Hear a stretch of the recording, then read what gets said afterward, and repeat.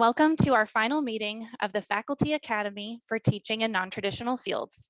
For those who I have not met yet, my name is Emily Fox, and I work as the Academic Project Coordinator here at the System Office. We're so excited to be together today as we celebrate the accomplishments of the participants of this program. The Faculty Academy was developed from some of our findings through the accountability reporting for the Perkins 5 federal grant, which supports career and technical education. We noticed that overall, there was a gap in the success of our students who were pursuing non-traditional fields, which refers to the academic programs that have an enrollment of less than 25% of one gender or the other. From this, we created a 7-month program with the help of Megan Pollock, who facilitated the Academy, that covered a variety of topics that would support faculty as they identified gaps in their programs and developed data-driven, actionable interventions to support the recruitment and retention of these students. So today, of course, we're here to recognize the accomplishments of these faculty members who participated in the Faculty Academy and listened to their plans for supporting students in non-traditional fields. Before we begin this recognition ceremony, I would like to invite Dr. Tim Hardy, the System Office President, to say some opening remarks for today's session.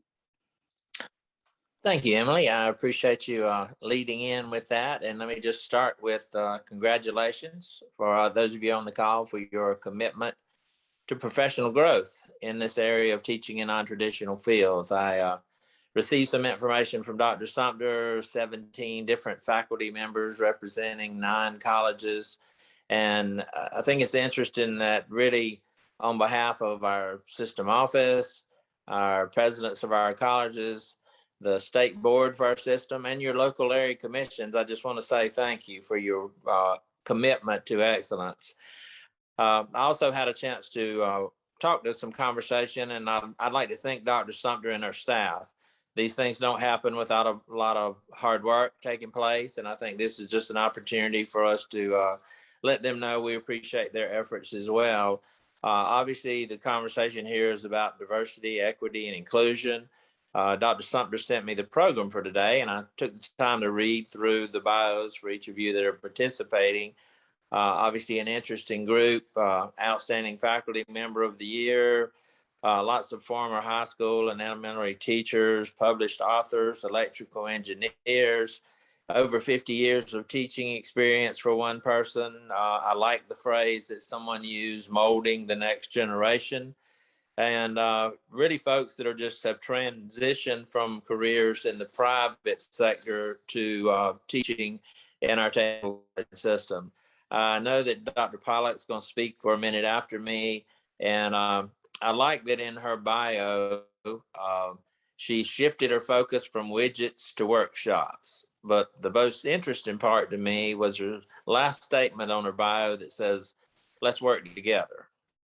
Now, each year, right before New Year's Day, I make a list of 10 things I'd like to accomplish during the next year. Some of those are personal, some professional, but they all matter to me. And one of mine this year was to read through the Bible. Now, I'm on schedule, but the interesting part has been sort of the life nuggets that I've come across. One of those is Ecclesiastes 4:9. It goes, "Two are better than one, for they can help each other succeed." Now that sounds a lot like Dr. Pollak's "Let's Work Together." And that's really, when it comes down to it, what the Perkins Faculty Academy is about. Dr. Pollak has provided you with some practical ways to address diversity, equity, inclusion with each of you. That's Dr. Pollak. That's you as an individual. Two are better than one, for they can help each other succeed. Now, the next step would be, more importantly, you'll take this information and you'll help an individual student. You as a faculty member, helping a student. Two are better than one, but they can help each other succeed. And now I'll close my little bit of a remarks this morning with really just a simple thank you. I speak lots of places, about 16 colleges, 100,000 credit students, 60,000 continuing ed students, honestly, millions of dollars that come to our technical college system from local, state, and federal sources. But, and all of that does matter. But at the end of the day, the South Carolina Technical College system is really based on providing opportunity for students one at a time. I like to use the phrase that a student's zip code should not determine the quality of their education. We're in the business of providing opportunity for students across the state of South Carolina. When this is all over and you go back to your campuses, I really do look forward to hearing how you took what you learned in this Perkins Faculty Academy and use that information to benefit one of our students in South Carolina. Thank you again for your time and effort to participate in this program. I think it will make for better colleges and make more opportunity for our students. But I appreciate your time today, and I'm looking forward to the rest of the remarks here. Thank you, Emily. Thank you, Dr. Hardy. Next, I'm going to invite Dr. Megan Pollock, the founder and Chief Inclusion Engineer of Engineer Inclusion, facilitator of the Faculty Academy, and our #1 supporter for our faculty as they dug through data and implemented action research to get us to this point today. So Megan, I turn it over to you. Excellent. Well, I just want to say I'm sitting here in tremendous gratitude. I'm so, what an honor it's been to work with all of you over the last year. And I want to invite all of you to just like take a deep breath, right? Like for some of you, maybe experiencing some nerves. So just like take a deep breath and let out like how much you've accomplished. You know, we've invested 6 months in this work together. We've come together each month to connect, to learn, to grow. I've not only encouraged you to dig into the data to understand what's happening with your students, but I've also asked you to dig into yourself and to better understand who you are and how we show up to serve our students and how little things that we do may be impacting our students in ways that we don't understand. And so I just want to thank you for what you have invested in this program over the last year, last 6 months, but mostly what you've invested in yourselves, right? Because what we are able to, how we are able to help ourselves influences how we show up in the classroom. And so, you know, I just want to thank you and celebrate the work that you've done. You know, the key focus of this program was to help us look at data, understand how to analyze data, and see how that data should and can inform our decisions. Our goal was to begin a practice of disaggregating data so that we can truly understand which students are being served and how do we better serve every dimension and every demographic of student. From there, we really took an intentional effort at understanding what are the barriers that our students face. So we learned about root causes. We learned then how to create some hypotheses to understand what's happening for your students. And then you all learned root cause analysis, and you went and did some action research and surveys and all kinds of fun things to then come back and recognize what is it that that data tells you. What are the barriers that our students are facing, rather than us just continuing to sort of make some assumptions? And then the challenge that we have before you, and then not all of us got finished with this. And by the way, like this is a never-ending journey, right? We're always working on this, is to then remove those barriers and add supports. And so as we listen to your presentations today, I'm so excited to hear you talk about the ways in which you identified barriers, the ways in which you were actively working to remove those barriers and add supports for each and every one of our students to improve access and equity within our non-traditional careers and pathways. Also, like Dr. Hardy, want to thank Dr. Sumter and Emily Fox and Kim Burkett for all of the hard work that they put together to make this happen. And with that, I just want to close these remarks with, again, sitting in a place of tremendous gratitude. What fun it's been to work with you, to work alongside you, for those of you who I got to work with personally in a coaching kind of capacity, it was fun. You all are a great group, and I don't get to say that about everyone because not everyone wants to do this, but what you all demonstrated is that you showed up consistently and that you were invested in this work, and that says a lot about you. It says a lot about the SCTC, and again, just so thankful. So with that, Emily, I will push it back to you. Great. Thank you both, Dr. Hardy and Dr. Pollock, for your words this morning. And again, just want to reemphasize thanking you, Megan, for being our facilitator and making this vision that we had last fall, I think, is when we started thinking about doing something to support students in non-traditional fields, making this vision a reality. So now we would like to begin the recognition portion of the wonderful faculty that were participating in this academy. Faculty will be presented in order of institution, and assisting me with this presentation will be Dr. Kimberly Walker, the Associate Vice President for Academic Affairs, and Kim Burkett, Academic Affairs Coordinator.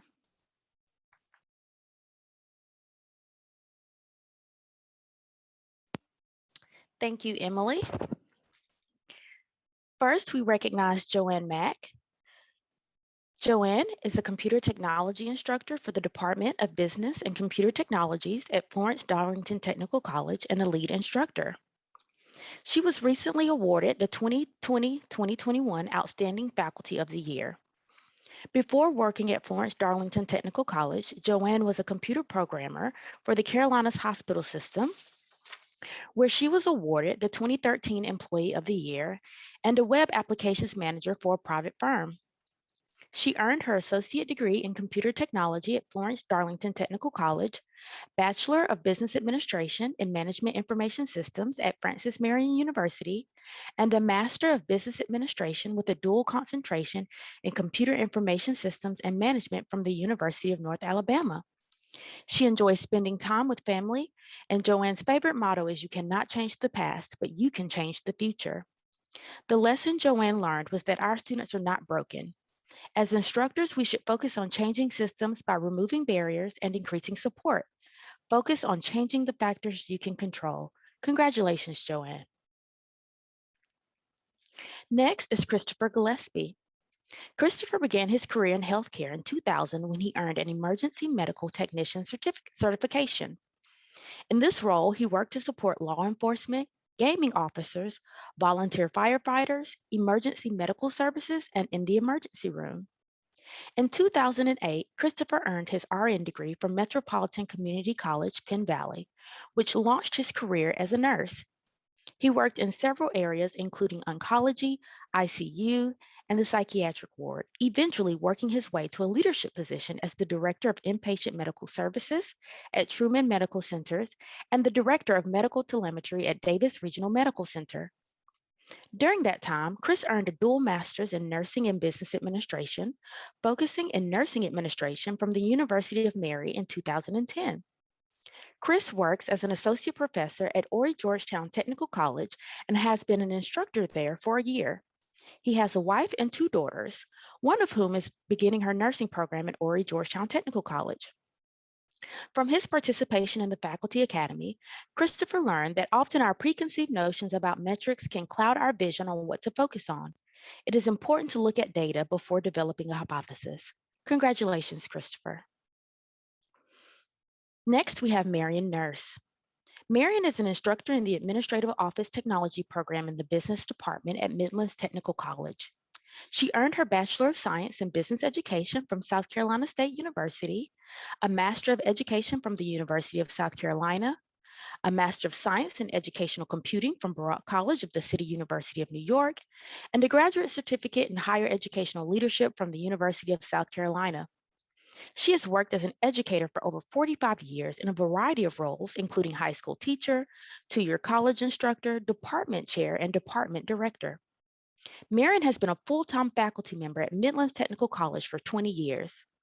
The lesson Marion learned was about structured, deep reflection in the pursuit of recruiting and retaining students in non-traditional fields. Additionally, she learned that good marketing is a key component of ascertaining men's interest in the field of administrative office technology. Congratulations, Marion. Next, we have Edith Samuel. Edith is an instructor at Midlands Technical College and has been an instructor there for 5 years. She also served on the 4DX team that focused on improving attrition through mentoring and coaching efforts. Before her role at Midlands Technical College, she was a high school and elementary school teacher. Edith earned a Bachelor of Science in Computer Science from Limestone College and a Master of Arts in Information Management from Webster University. Edith boasts a 20-year career as an educator. By participating in the Faculty Academy, Edith also learned that marketing is an important part of attracting non-traditional students and can play an important role in our recruitment of more men to the administrative office technology profession. Congratulations, Edith. We would also like to take a moment to posthumously recognize Dr. Valerie Miller. She was a part of the Faculty Academy until her passing in July. She was also an instructor for the Administrative Office Technology program and had earned her doctorate degree in education with a concentration in e-learning at North Central University in May of 2021. In 2019, she earned the Advisor of the Year award, and based on the number of student responses, she was a beloved instructor. We express our condolences to her family, the staff, and the students that she worked with at Midlands Technical College.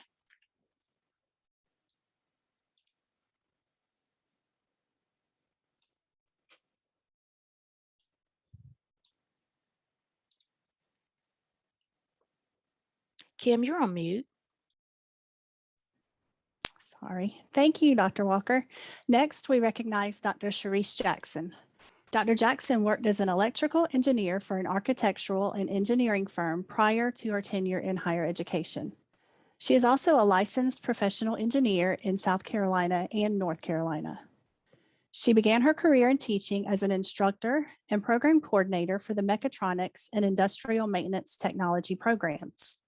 In her role as program coordinator, Dr. Jackson also developed and facilitated training for high school mechatronics teachers, as well as participated in the development of the mechatronics curriculum at the secondary level. Currently, Dr. Jackson instructs entry-level electrical engineering technology courses in the instrumentation program. By participating in the Faculty Academy, Dr. Jackson learned that it's important to acknowledge and take action to reassure our students that their voices matter and are needed in their spheres of influence. Congratulations, Dr. Jackson.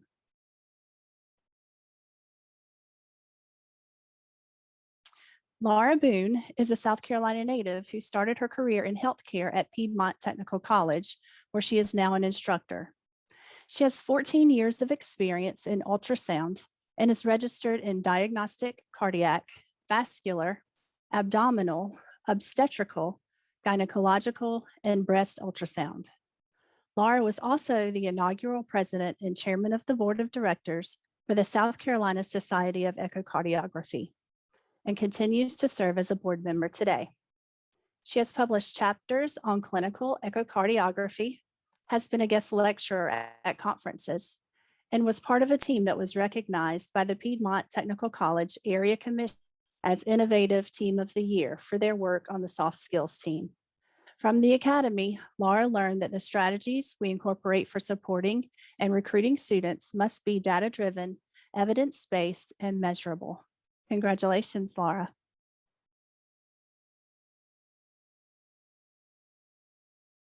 Jan Kim is the program director of the Administrative Office Technology programs at the Spartanburg Community College School of Business. In this role, she brings expertise in management practices, critical thinking, leadership, communication strategies, organizational change and development, and proficiency in technology tools to drive change and improve decision-making. Before her academic career, Jan served in business and government contractor industries as a computer support analyst, technical writer, database administrator, and administrative staff. She is currently in the dissertation phase of a doctoral business administration degree from California Southern University, focusing on social media return on investments in small business. She earned a Master of Arts from Webster University in Computer Resource Management and a Bachelor of Arts from the University of South Carolina in Journalism, Advertising, and Public Relations. Jan learned that programs should always be evolving and growing to meet the needs of our students and our communities. The Faculty Academy has allowed her to set time aside each month to help her grow professionally and spotlight specific opportunities that she can focus on for improvement. Congratulations, Jan.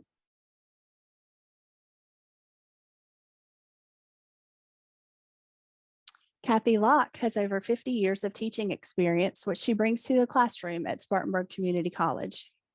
She earned her Bachelor of Science in Business Education from California State University, Long Beach, and her Master of Science in Business Administration from California State Polytechnic University. Kathy is an active member in several business education associations at both the regional and national level. She has earned several awards and is co-author of Data Entry Concepts and Applications. From her involvement in the Faculty Academy, Kathy has developed a better sense of what it means to be excluded, making her more aware of including others in conversations. In the future, Kathy would like to continue to learn how to be open to new ideas and cultures. Congratulations, Kathy.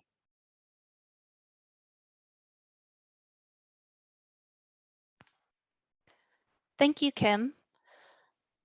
Dr. Kelly Binnecki is originally from Beaufort, South Carolina, and currently calls Ridgeland, South Carolina home with her husband and 2 dogs. She is the Early Care and Education Program Director and Instructor at the Technical College of the Lowcountry. She began her higher education career at TCL in 2014 as an adjunct faculty member in the education program, later moving into a full-time role.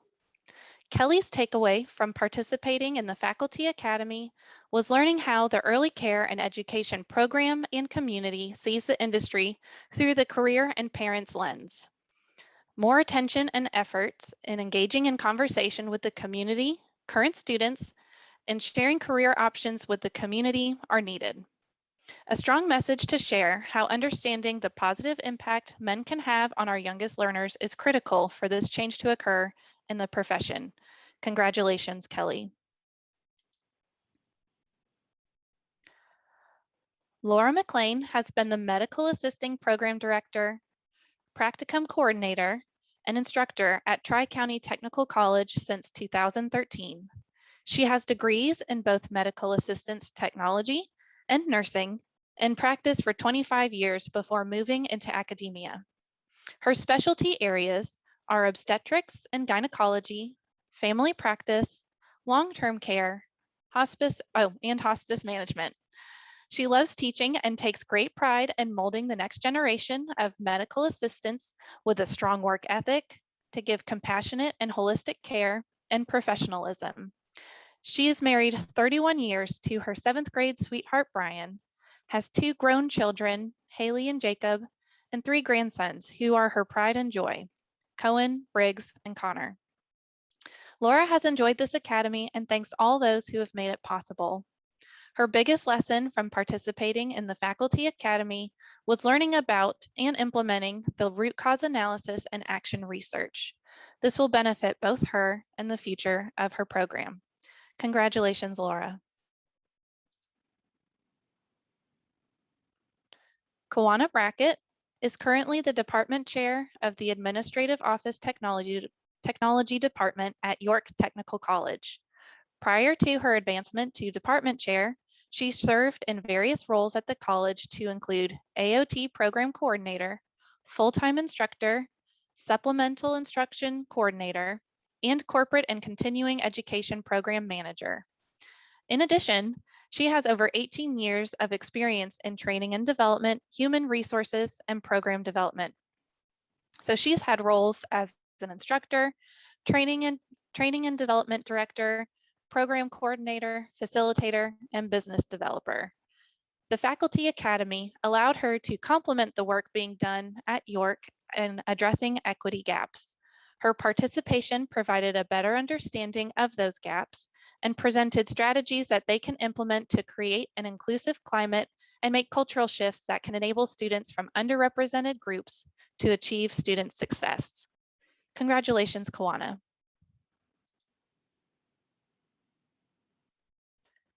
Stacy Dobson is a native of Durham, North Carolina.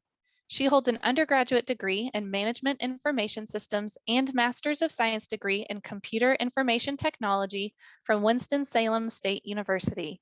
As well, she has a Master's of Education from North Carolina State University.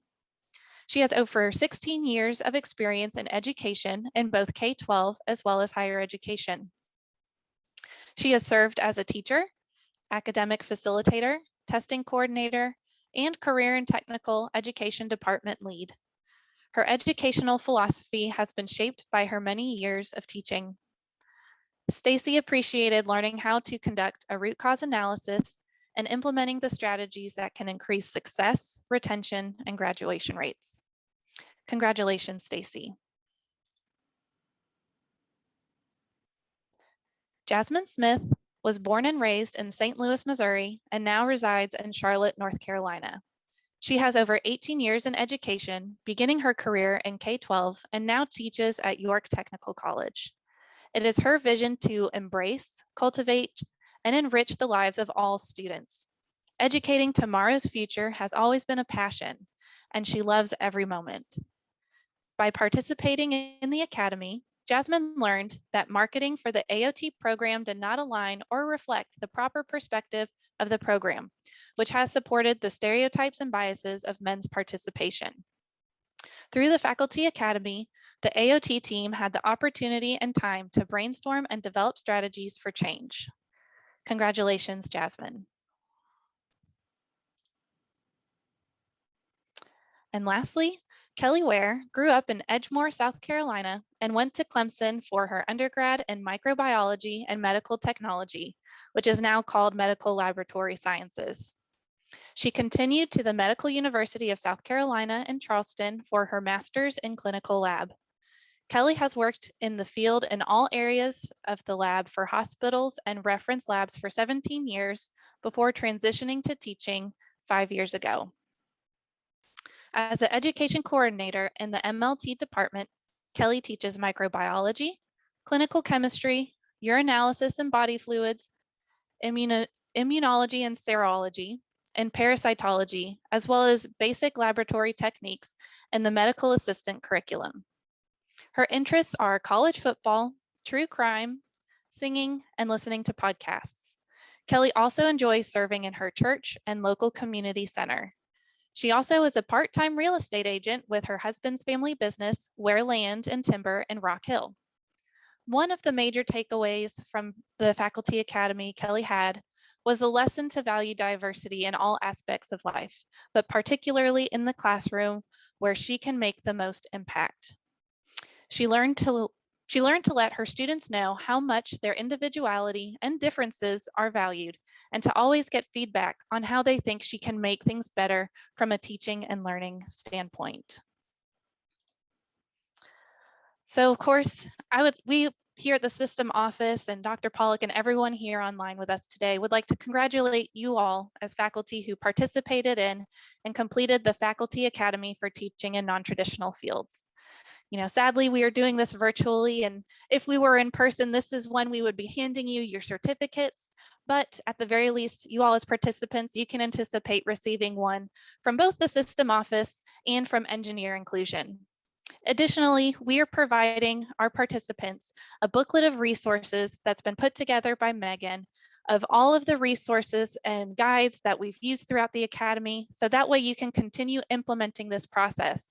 You know, this isn't, even though this is our final day of the Faculty Academy, we know this isn't the last day that you'll be putting what you learned into action. And so we thank you, Megan, for providing that resource. And we hope that, of course, you all can share it with others at your institutions.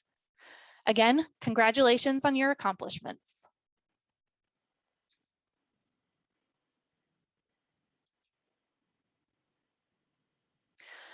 So at this point in time, we're going to transition to the project presentations from our faculty participants. So each faculty or team of faculty will be presenting their findings on their root cause analysis, the data analyses that they've done, and the action research that they conducted as part of this program. Additionally, they'll provide information on next steps that they either have taken or plan to take to address the issues that arise for students in non-traditional fields of study. Again, this is an ongoing process, so we're continuing to learn today. So that will include some participation from folks. But before we explain the participation piece, some of the presentations will be pre-recorded as videos. Some of our faculty unfortunately had conflicts doing, teaching or being in clinics today. So we do have some video recordings for our presentations, but we have created this interactive, almost whiteboard experience for all of our attendees, faculty and our CAOs and system office staff and other guests to participate in using the Padlet program, which I will show to you all now. And Megan Pollock should have put the link to Padlet there into the chat for you. And so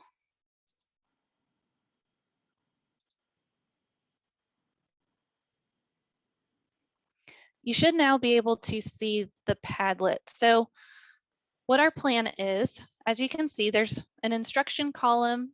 So once you click on the link, you'll see everyone's information. So for each presentation, we ask that you provide kudos, things that you liked and enjoyed and learned from each of the presentations, and perhaps maybe tips for future action that our faculty can take and incorporate into what their plans are for any future presentation. In order to do that, you will click on the add comment area in each of the squares and insert your comments. So as a test, I'll type in hello, and then an arrow will show on this right-hand side where you can enter your comments. So we ask that you do this for as many folks as you can, providing those kudos and tips for future action. And so again, the link should be provided there in the chat. So with that in mind, I'll stop sharing my screen and we'll begin our presentations with Joanne Mack.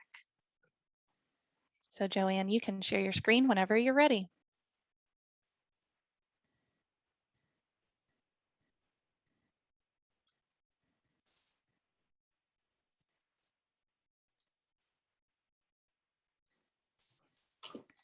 Thank you guys so much. My name is Joanne Mack,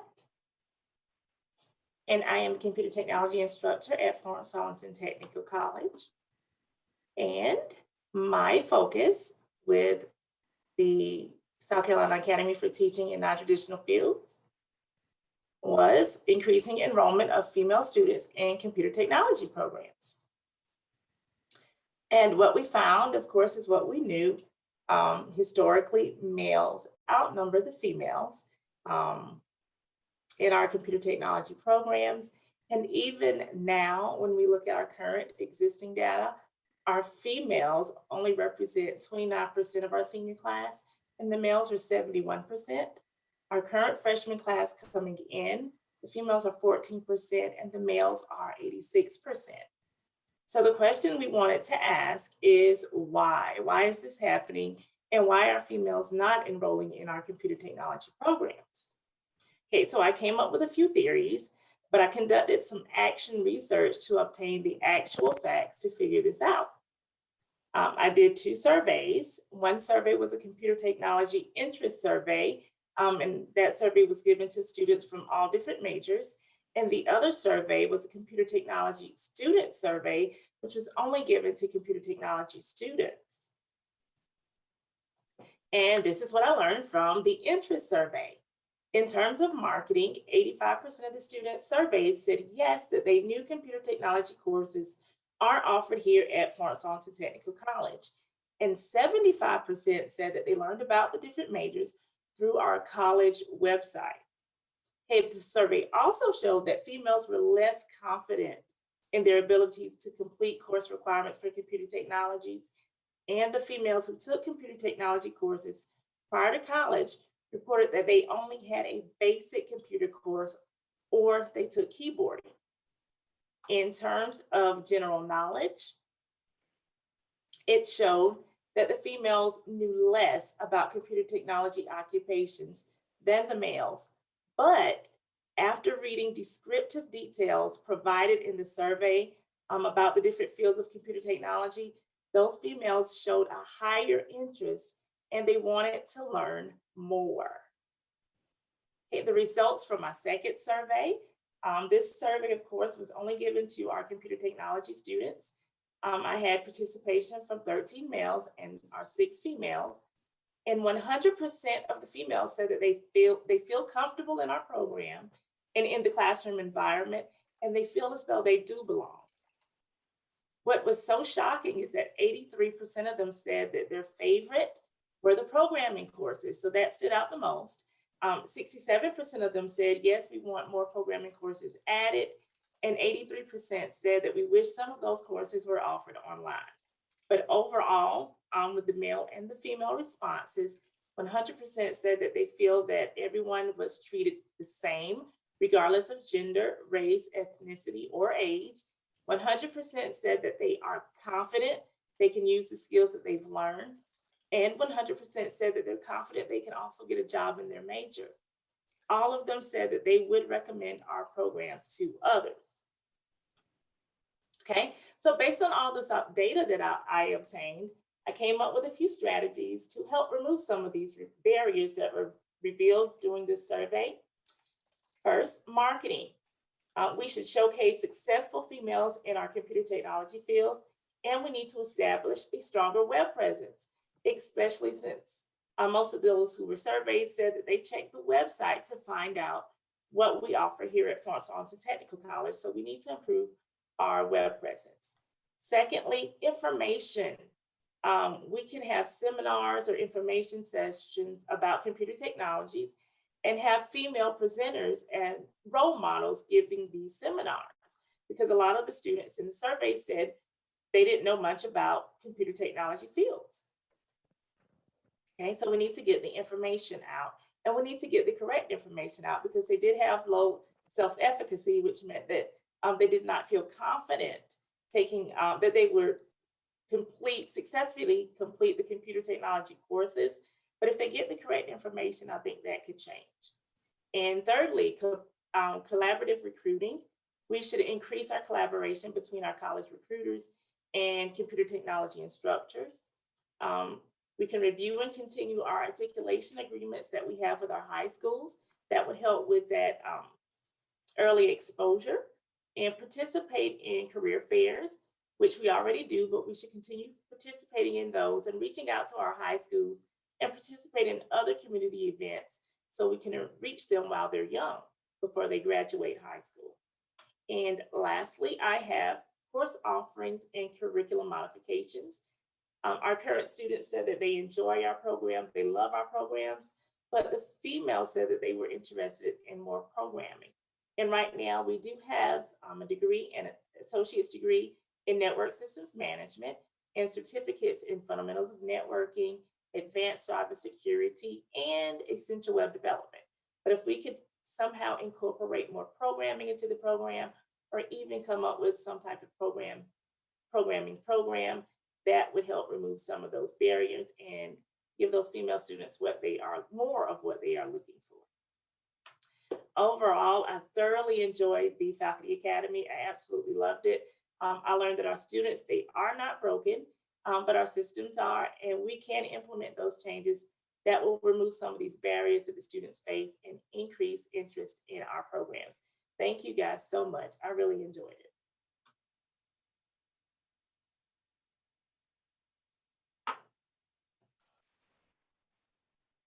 Thank you so much, Joanne. That was a wonderful presentation, and you're getting lots of really good and valuable feedback on the Padlet. For example, Megan liked how you were able to connect things back to your survey. Bridging the gap between academic programs and PR and communications department is vital, so great point. Some suggestions for future actions could be, prioritizing interventions, creating some metrics to help you reach those milestones. Overall, of course, you've done a wonderful job. And Megan, please feel free to jump in with any thoughts and feedback that you have as well before we move on to the next session. I think that's a great, a great summary. I'll probably give the same tip to all of you, that as we move forward, one of the things that we always learn is we've got more ideas than we've got time, right? And so the challenge will then be to how do we, really prioritize our next steps, and then make a plan and then work that plan. I think you've probably heard me say that a few times over the last 6 months. And so again, well done, Joanne. Thank you for your presentation and for your work this year.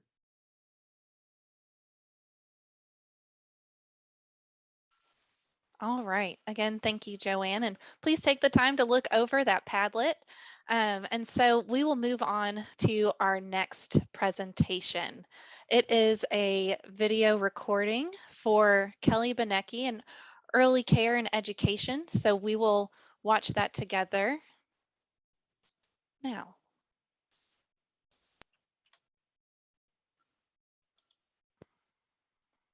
Hi, my name is Kelly Binnecki, and I am from the Technical College of the Lowcountry. Thank you for joining me on this journey talking about creating a gender-balanced early care and education workplace. I wanted to thank a couple of people first about giving me this opportunity, Megan Pollock of Elevate Inclusion and the South Carolina State Technical System for providing us this opportunity to take the SCTCS Faculty Academy.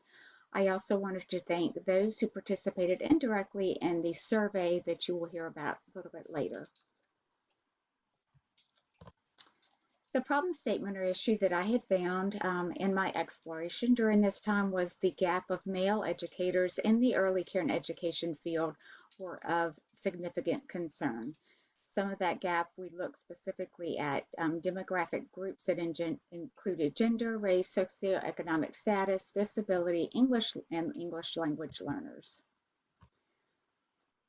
This graph right here shows you the gender composition, which is a gender breakdown of child care workers. This data came from the Census Bureau. We have 62.5 K male workforce, and then 763K female workforce. So 92.4% of child care workers are female in the United States, which directly impacts or looks at that problem statement concern that I have. Some of the discovery we looked at were males are slow to work towards being a viable role in the child care services. The survey that you will see in just a little bit to male and female adults were about occupational interest in the child care arena. You will also see 65% of those male respondents would not be interested in the early childhood field, while 83% of those respondents said that the pay was not adequate. So you'll see that some of those research findings played a very big role in why they're not a part of that early childhood workforce. So selecting and looking at some of the reporting, we were sharing messages that child care, early care, and education fields are not confined to teaching in a classroom setting.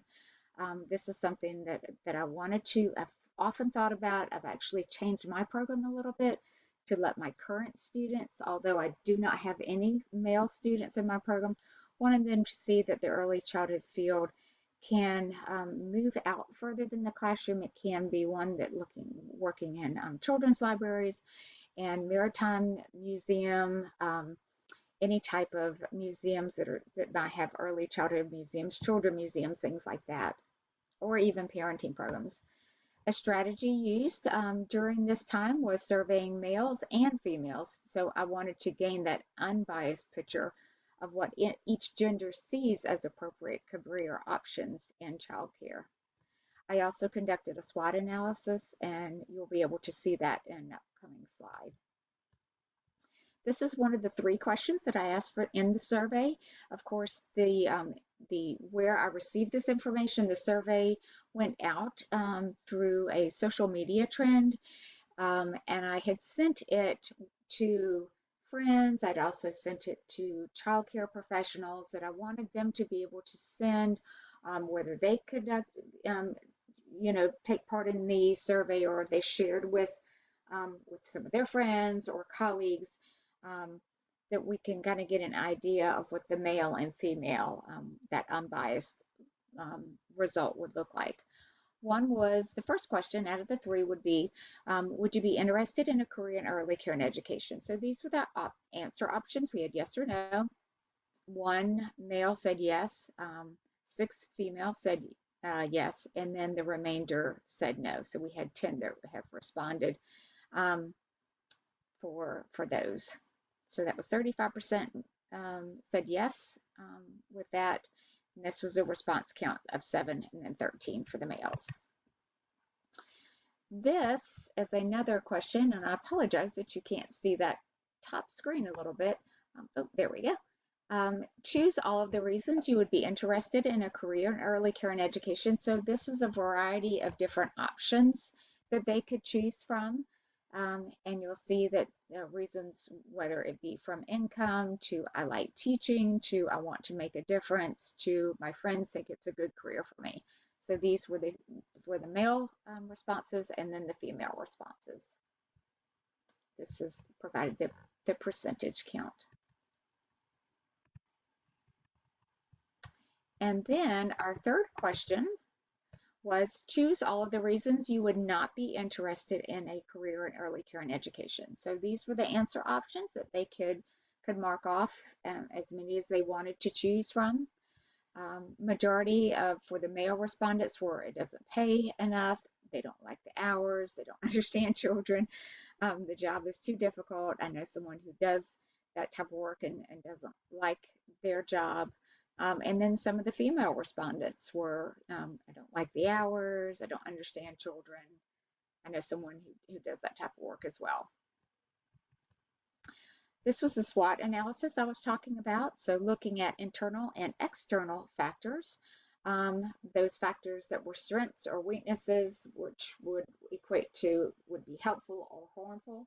The helpful internal factors are that within my program, the early care and education program here at TCL, some of the strengths would be I have a solid early care and education advisory committee, variety of classroom resources, and a nice marketing program that supports our program. Harmful internal factors, stereotype during recruitment events. So we really have to look a little bit deeper into that piece. External factors, opportunities, local child care community, open houses, advocacy programs, and then some of our threats or parent fear, low wages, and social stigma. So the report itself, I was setting out to measure common reasons why males do not enter into the field of early care and education. It was a survey that I conducted, like I said before, and you saw male and females through social media, early childhood programs, and early advocacy organization members. The results were measured by analyzing female survey responses to male survey responses, determine if the program was specific to a career field or to a certain gender, which we did not see that it wasn't specific to one or the other. My reflection is I used a combination of social media metrics and marketing metrics from external and internal childcare industry. I learned that more information needs to be provided to the public about the positive impact male figures can have on our children's lives, birth to age 8. And then one thing I would change from the survey was to engage survey questions surrounding parent input.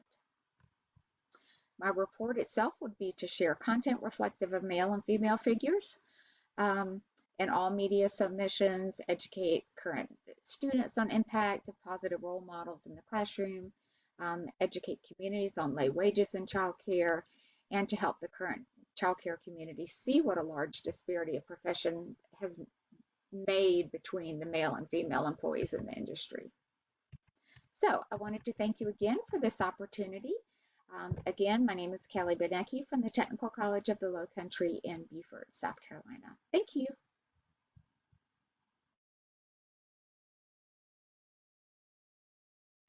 So sadly, Kelly had to teach this morning, and we would appreciate, of course, as you please provide any feedback, kudos, potential next steps for her to think of after she, has a chance to look through all of that today. Any thoughts, Megan? Yeah, I think this was a good example on her survey of showing how the disaggregating the data in her case by specifically gender really helps us to gain insight into the perceptions of students. So that was a great example of what surveys can help us do and understand.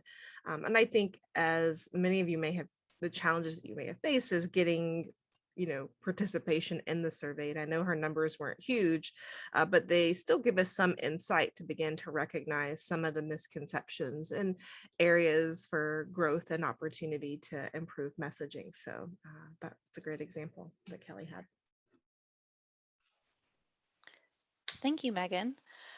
And so with that, we'll move on to our next presenter, Dr. Sharice Jackson, with her findings in engineering at Orangeburg Calhoun Technical College. So Sharice, it is your time to shine. So my name is Dr. Sharice Jackson. I teach entry-level circuits courses at OC Tech. Today I'm going to talk about how I did a study in an attempt to increase diversity in my program. My problem of practice is that there is little diversity in engineering. This can be seen at the national level. In 2019, 57% of women were in the workforce. However, only 15% of those women were in engineering and architecture. In 2016, Blacks represented 11% of employed adults. Unfortunately, we're only 1% of the workforce in engineering and architecture. There has been no change in the share of Black workers since 2010. These demographics and that trend can also be seen in my program. From the years 2015 to 2019, our enrollment for males has been 90% and higher. Over these last 5 years, we've only had 5 females enrolled in our program. It's even less than that now because fall 2020 and now this year, fall 2021, I don't have any females enrolled in my class at all. As far as demographics, there's always a majority of white students. Whites make up at least 72% of the students between the years 2015 and 2019. We've only had 1 Hispanic student in these last 5 years and 1 Asian student in these years. So what I did was devise a survey to find out how the students were being recruited into the curriculum and how I can use that to make an immediate impact on my enrollment for fall 2021. For this survey, I had 100% male participation. The students who were older than 24, there were 7 of those. Students younger than 24 were 29. As far as ethnic and racial backgrounds, I had 6 Black students, 1 Hispanic, and 29 white students. There are 2 pieces on this survey that I want to look at. One was how I chose my career path. The majority of the students said there was a recommendation for them to enroll in the EET program. And once I asked this question, I also want to know who recommended you. So the majority of the students had some kind of personal interaction or relationships to get involved and enrolled in our program. So I used this information to create my intervention. I wanted to think about how I could be that personal connection to the students to make an impact on our fall enrollment. So what I did was look at all our advisees who were African-American who weren't enrolled yet. So the first thing I did was send an electronic message. And it was a personal message. It was me speaking to the student, talking about my background, where I'm from, because the reality is I teach in Orangeburg, but I grew up in Richland County, just the other side of the Congaree River. So I'm familiar to the area. So I wanted to just use my experience to start building that personal connection, which is related to culturally responsive teaching classes, our practices. That made the students know that I'm caring and interested about them. The next cycle, I called and left voicemails or actually talked to some of the students to see where they were with enrolling in our program. And lastly, I sent out postcards, like little personal messages, to let the students know that I was thinking about them and what they were thinking about for their future. Overall, I had a positive experience. I was able to register and enroll 3 students in my circuits class, 3 African-American students. Last year, I only had 3 African-American males in my class. So this quick, easy communication, just opening myself up to them and letting them feel familiar to me. Just one specific example I want to give. I had one student whose mom had passed, and she always did these things for him. So he was thankful that I reached out to him and he was able to enroll. One thing I want to look at this year is talking to our women graduates and see why they enrolled and how they performed well in the program to graduate, to use some of this data, I really need to look at trying to get women involved in our program. And as far as recruiting for future, I want to start partnering with the elementary schools. I know they do this at my son's school. I went to class and I read a series of engineering books. So now I want to do that in my community that I serve in Orangeburg and Calhoun counties. Thank you for listening. Are there any questions for me? Sharice, can you? Oh, you go ahead, Megan. Sorry, I was just going to ask, could you repeat the final, the data point of how many students you were able to increase enrollment by? You said, I think you said 3, but. Yeah, I had 3 last year and I have 6 this year. Oh, that's really, really great. That's really great. I appreciate that you took, so what Sharice said is a great example of taking an intersectional approach, right? If we just look at the data from a gender standpoint, then she would have just recruited 3 more men, right? But that isn't what we need in the program. But because she took an intersectional, so looking at the intersections of identity, understanding that people of color are, and Black people specifically, are significantly underrepresented in this, you still made tremendous gains and increasing that. So that's a great example of why we disaggregate the data by multiple identities so that we can see who's being served, who's being reached.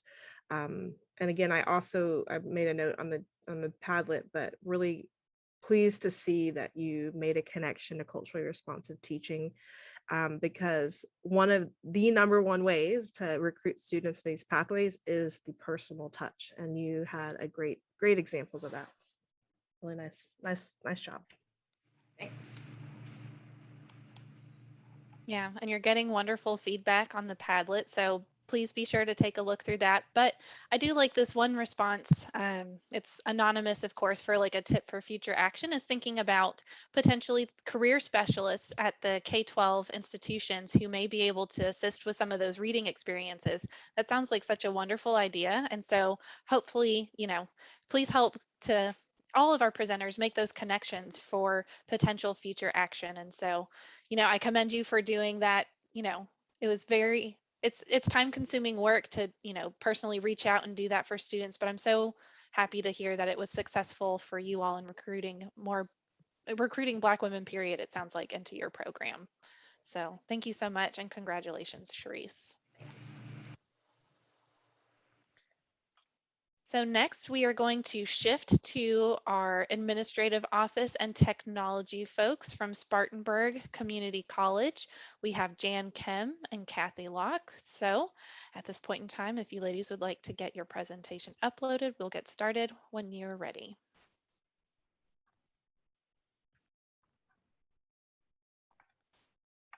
Good morning, everybody.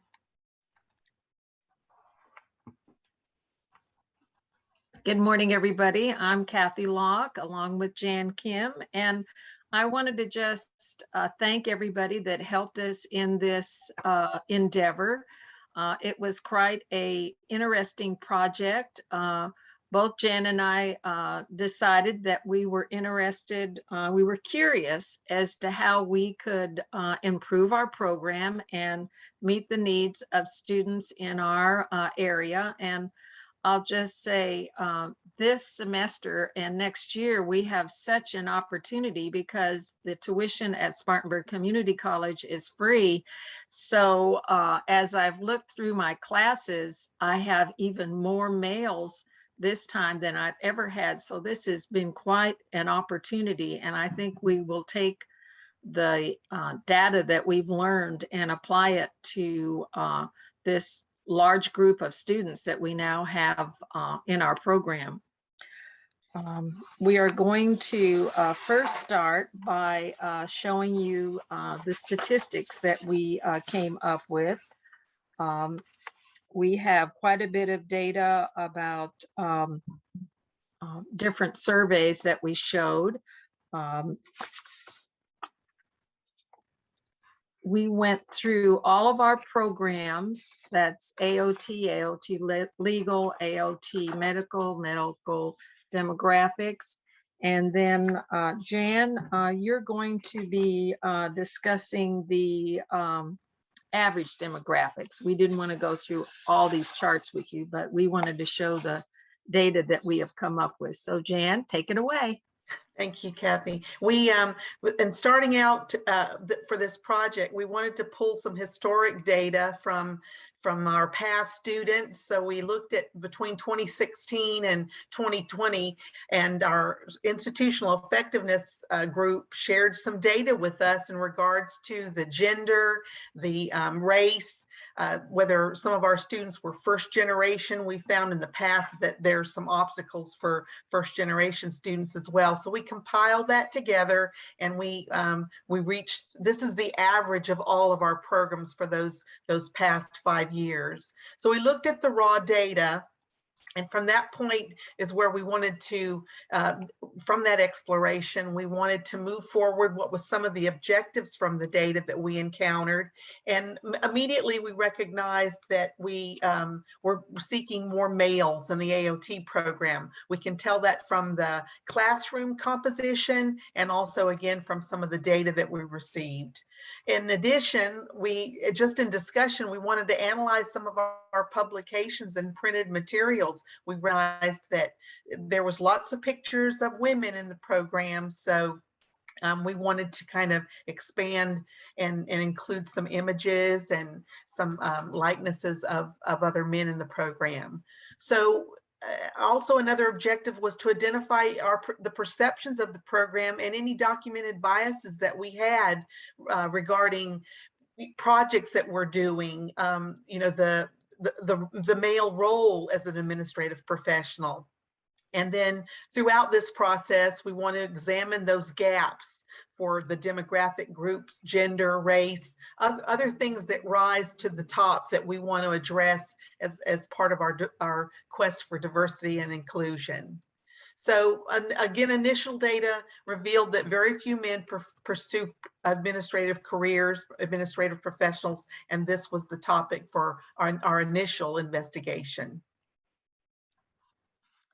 And then this is where we developed our hypothesis that men don't enroll in the AOT programs because of gender classification.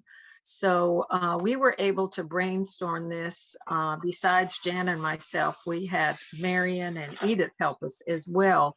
And so it was great to be able to have this kind of tool to go through and see exactly what the effects were. And it was just really, for me, revolutionary. So then, Jan, if you want to go to the next slide, we did research on the root causes. We developed the hypothesis, like I said, and we decided to test it by using a survey or surveys. And Jan, you're going to go ahead and show them the survey questions now.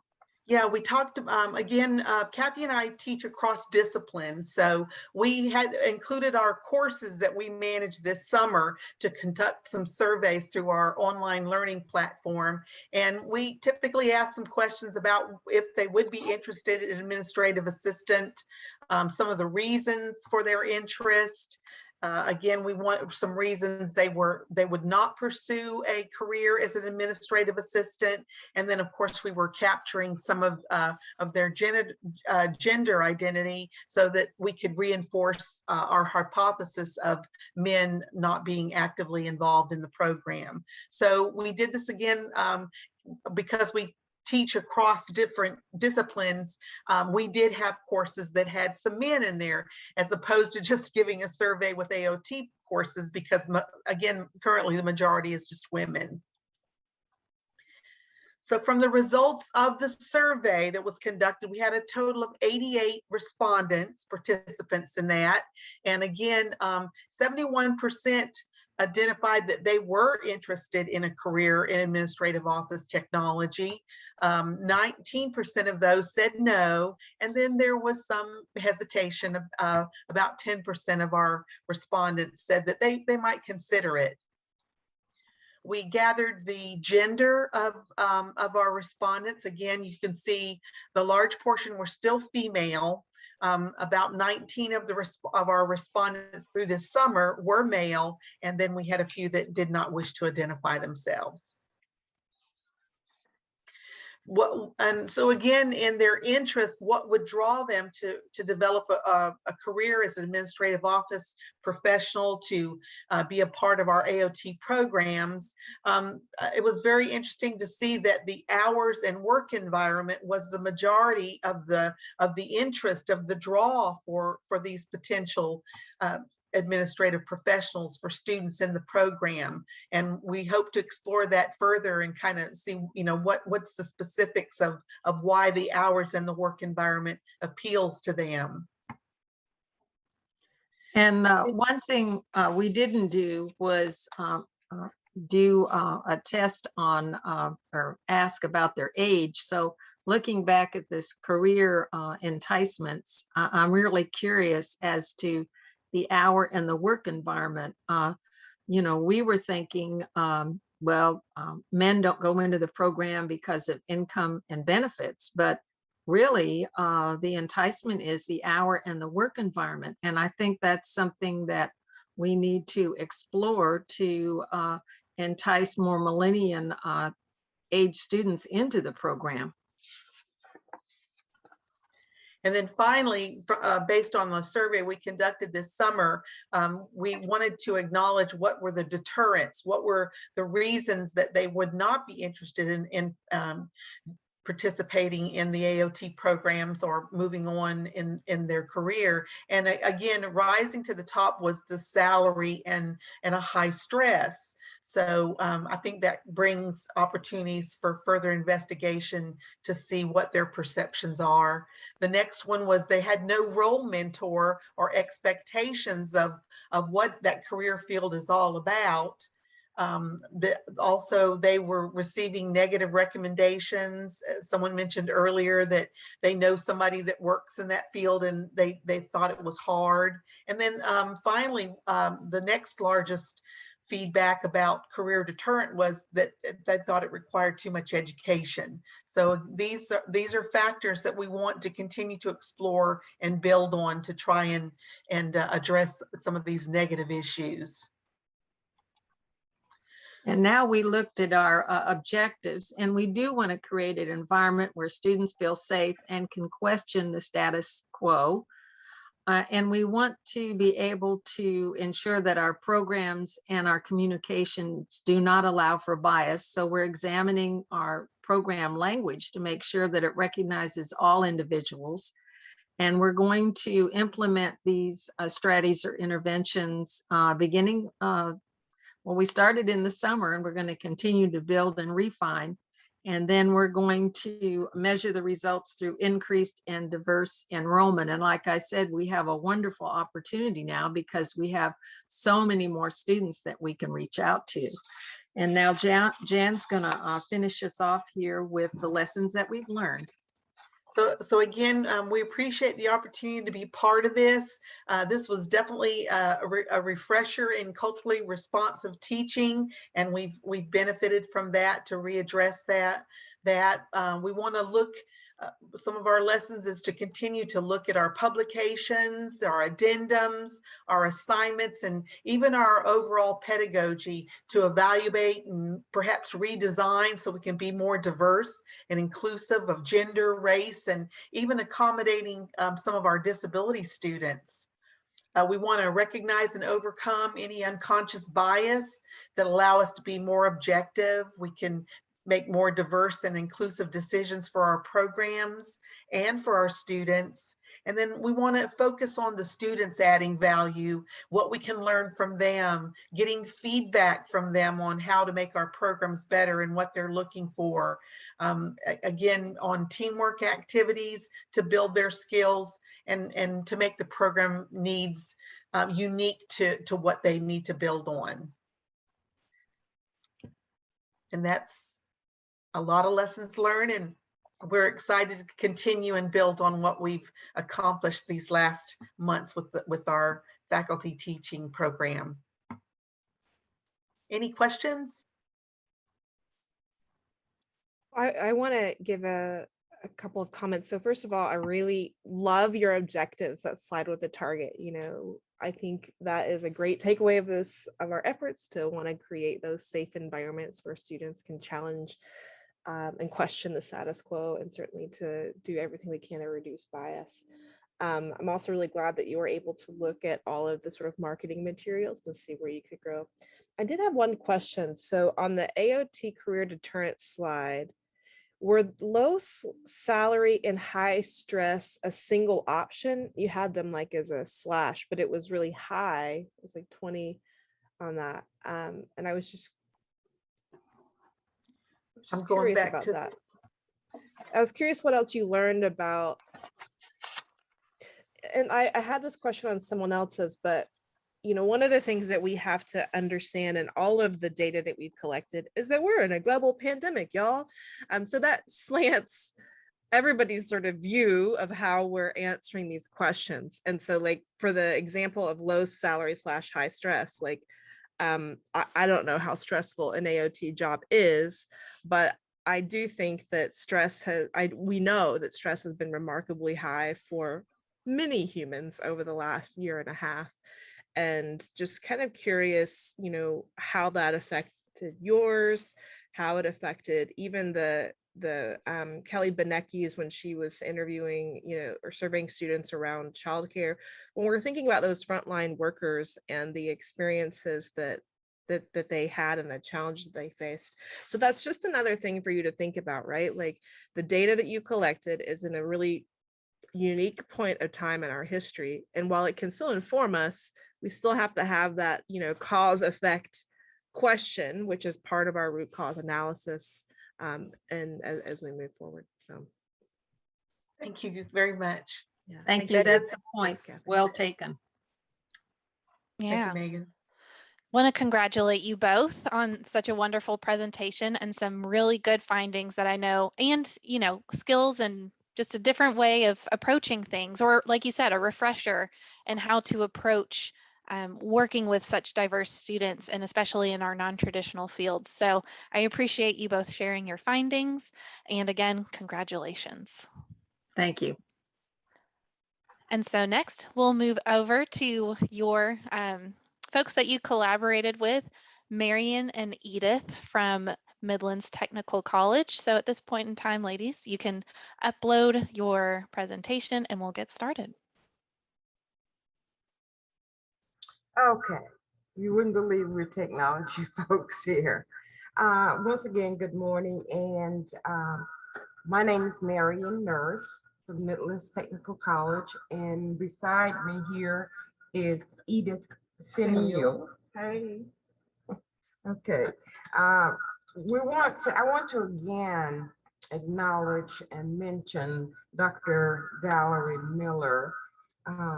She signed us up for this workshop, and we're sorry that she was not able to complete the session, needless to say, but I just wanted to mention that again. Also, our presentation following Spartanburg Spartanburg Community College, I mentioned this because we worked as a team, and many of the survey and a lot of the thoughts will be the very same. So we hope that we won't bore you by mentioning some of those same things again. So that's a key point. But what we really wanted to do was to separate what's happening at Midlands Tech as they did with what's happening at Spartanburg Community College. So thank you again to everyone who has given us the opportunity to participate in this academy. So we're going to go ahead and get started. Edith is my clicker here. Once I also mentioned the teams, we worked again as a team with Spartanburg Tech Community, excuse me, ladies, Spartanburg Community College, Jan and Kathy. And however, for the purposes of this event, we decided to present separately. So what's happening at Midlands Tech. All right, our objective was to take a look. First of all, we're going to explore, take a look at the student demographics by gender. Pretty much the same thing, as I said, happened at Spartanburg Tech, Spartanburg Community College. Ladies, forgive me for keep saying, my continuing to say that. We went back, looking at the number of years. We wanted to look at male students enrolled in the AOT field. Okay, and here what you see is a summary slide. I mentioned paralleling what we did at what was happening at Spartanburg Community. We wanted to go back to 2016 as well. And let me just click on something here if I can make this a little better here for you. Okay, from the current slide, if I go out, okay, that might be a little bit better for viewing purposes. And as I said, we wanted to go to 2021. What we found interesting is, of course, as we all know, in the AOT field, there has been and continues to be low enrollment. That's a national thing in the field of administrative office technology. Let me go back one slide here. Okay, 2. Okay.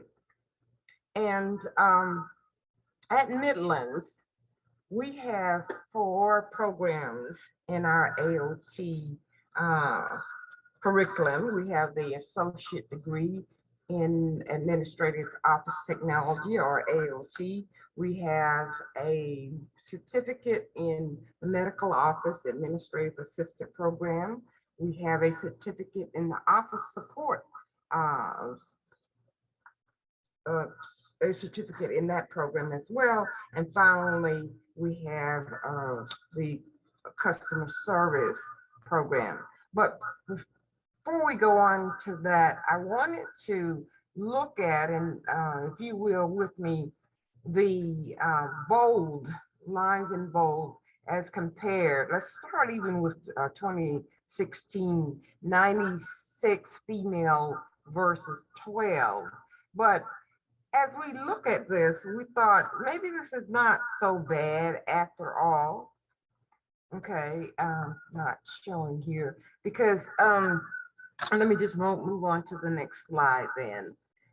Overall totals, as you can see, versus the number of males. We wanted to specifically focus on that. And of course, you see it broken down in terms of gender and race as well. Okay, so yes, in the degree program, and what you see there, and here you see the customer support or the customer service program, very, very small program. However, at some point in 2019 or so, we had 1 student enrolled in that program. In the medical office program, we had 1 male, and then I'll just point to this here. What's notable here: 1, 2, 2, and then 1. I remember the 1 quite well. He did move out of the area, but was successful in not only just enrolling in the program, but he was a completer. So we were very proud of that. Here again, I mentioned the office support certificate program, and we're looking at our numbers again in terms of females, and this is pretty much broken down in race by race. No males in that particular group. Okay, I'm just going to go back. We administered the same survey. As I said, we worked as a team with Spartanburg Technical College, or Spartanburg Community College. Please don't shoot me for continuing to say that, but we work with them in the development of the survey.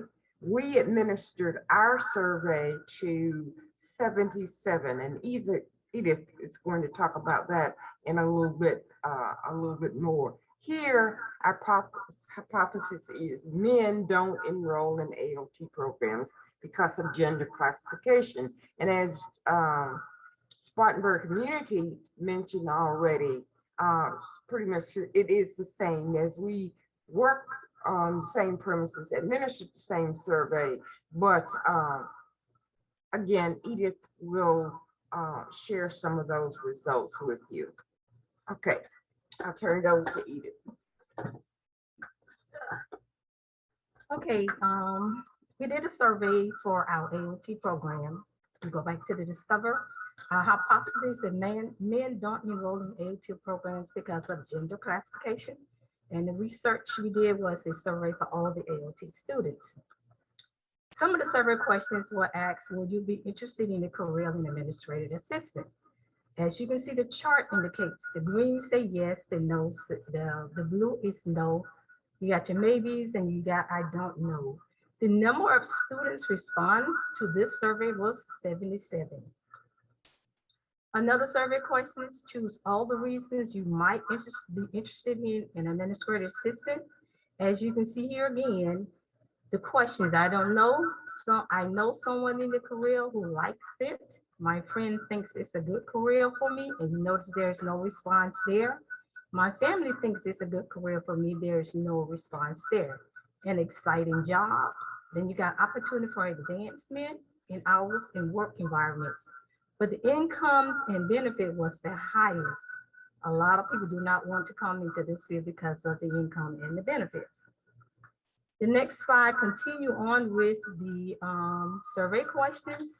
They say choose all the reasons you might be interested in a career as an administrator. A lot of people say the majority again was I do not know anyone who does this type of work. And then again, you see 4% say it does not pay enough. And these are some of the questions that we asked during that survey for the AOT students. Moving to the next slide. This chart, a pie chart, explained the race and gender of the survey. Then you got your race. We did the race with the American India, Black, Middle East, White, Asian, Latinos, and some of these people prefer not to say their race. And you can see the chart, that the pie chart kind of like explain what race is the highest. Now the action we took on this objectives, the things we think about to create change in market non-traditional career toward gender of either sex. Academics and career material should be geared toward goals and not bias or sexism.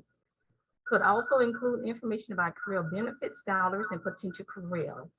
Develop a mentoring program to help men find roles within the fields. And our implement is evaluate marketing materials for representation of men in the AOT programs and plan through marketing within the college and the community.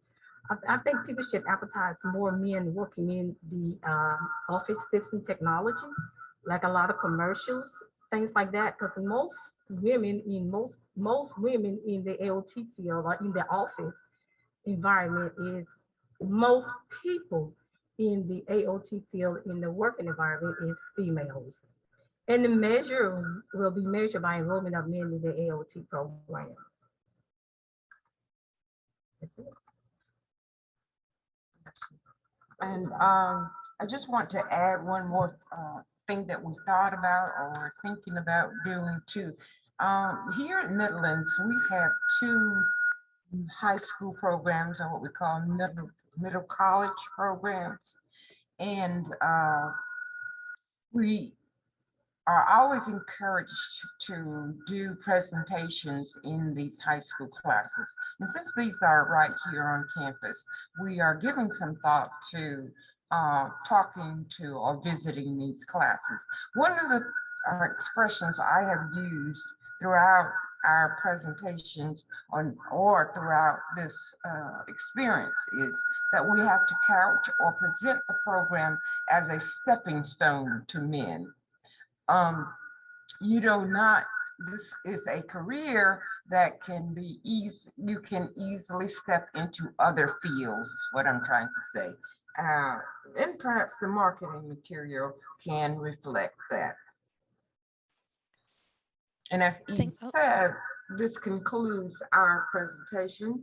Are there any questions? And thank you again for the opportunity to participate in this academy.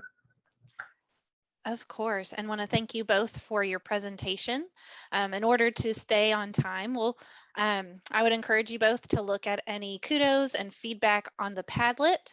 So again, want to thank you both for your hard work and dedication. I know this was a tough year for you all, especially with the loss of Dr. Miller. So again, want to thank you both and congratulate you on the work that you've done. Thank you. Of course. So next we have Kawana, Jasmine, and Stacy from York Technical College. So at this point in time, we will turn the mic over to you.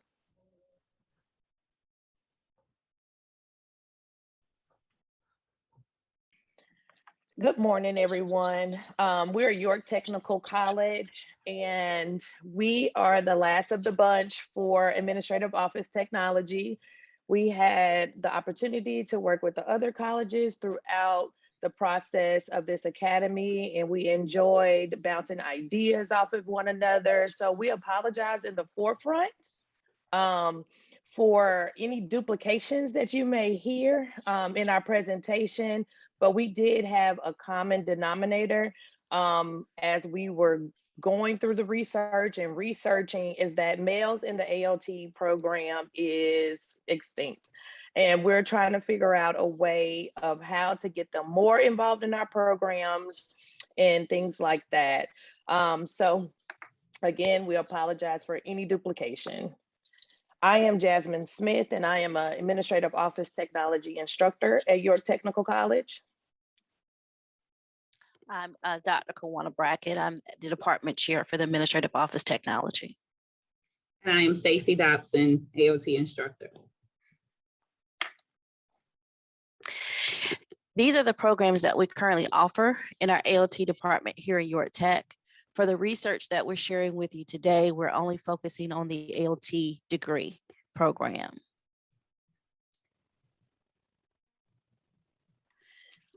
This data provides just a summary of the student breakdown in our ALT program here at York Tech based on gender. And this, of course, helps to support our decision to focus on increasing males in our program. As you can see here, we only have 3% that have completed in the course of the past few years, and only 4% that have participated in some fashion in the past few years.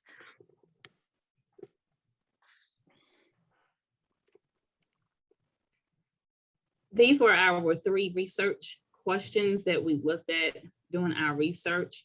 Why do ALT programs attract more females, male students? Also, how do students perceive our ALT programs, and what are the influences that impact student selections of a major? Just a few initial briefs that we looked at as a team when it comes to the ALT program. We've also said the program name does not reflect the career path for students or the earning potential that does not meet that particular student's financial goals. Marketing was also one of the factors that we looked at as a team. Also the real world and our workload within our department. And because ALT is basically a female dominant industry.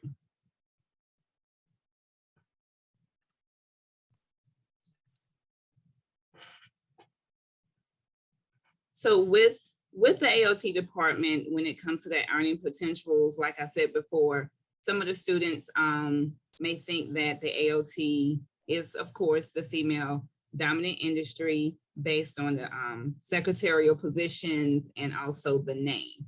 Another major thing that we also discussed as a team was our college advising.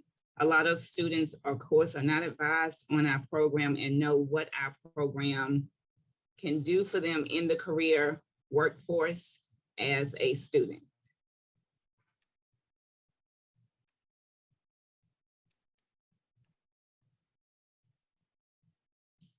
So our next portion that Jasmine Smith is going to introduce is our survey instrument.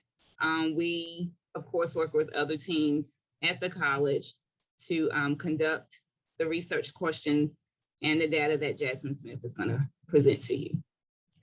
So we had the opportunity to, as a team at York Tech, because we all had the same common denominator with males in not being really highly enrolled in the program. It was still basically female dominated in our areas at the college.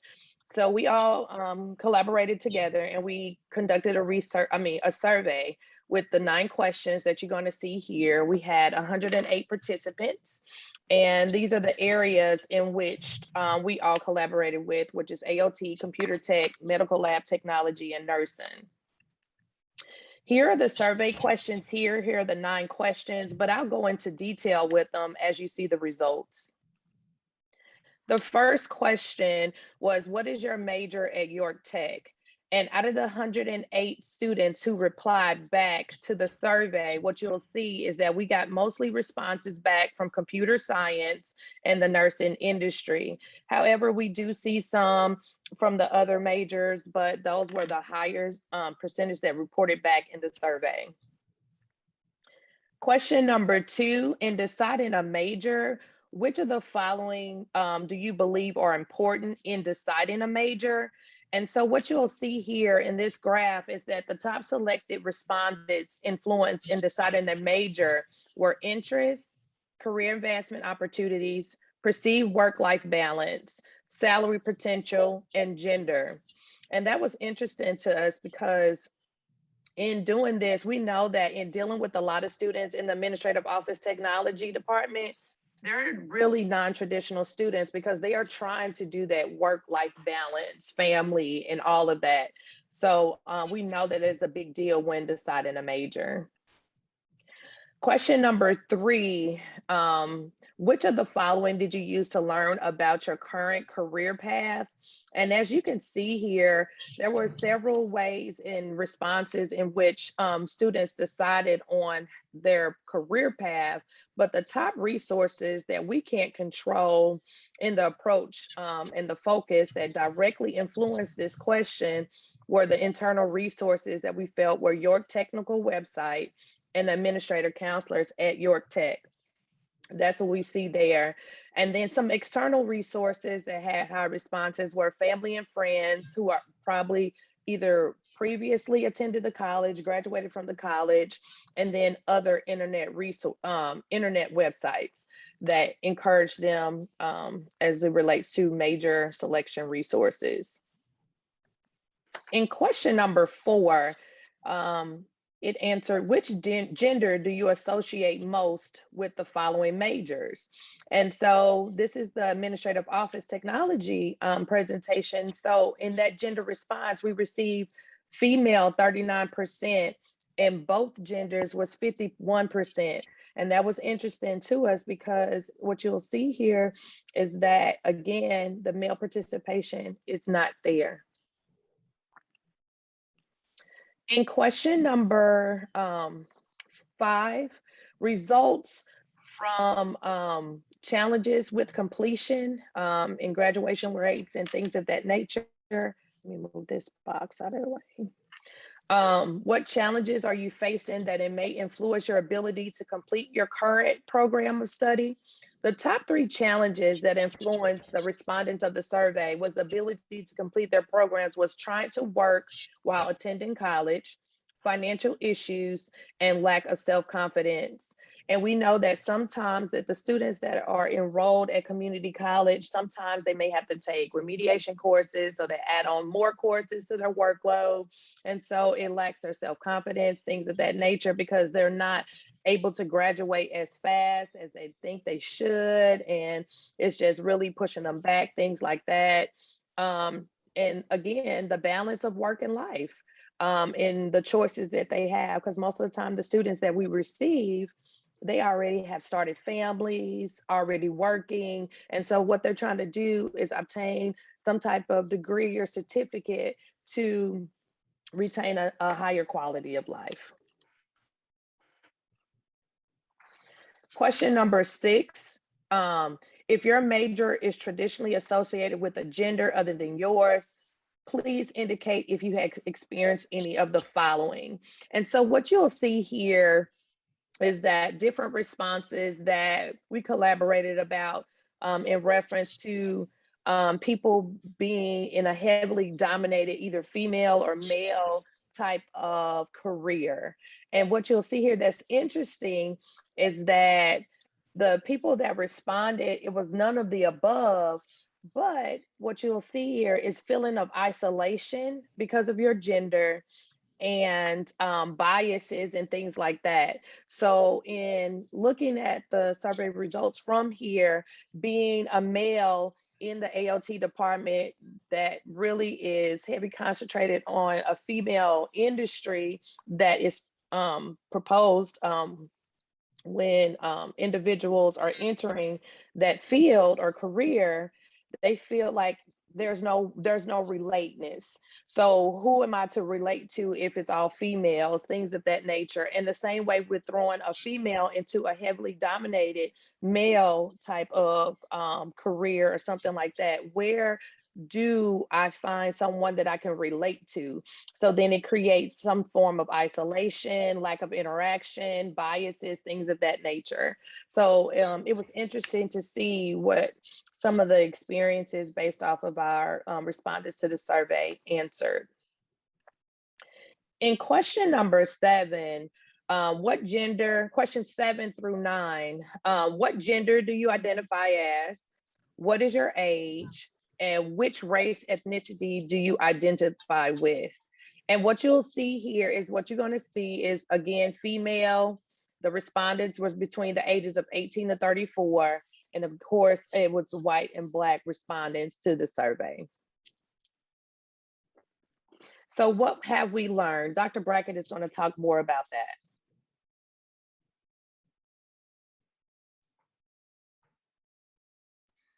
Had to take myself off mute before I jump right in.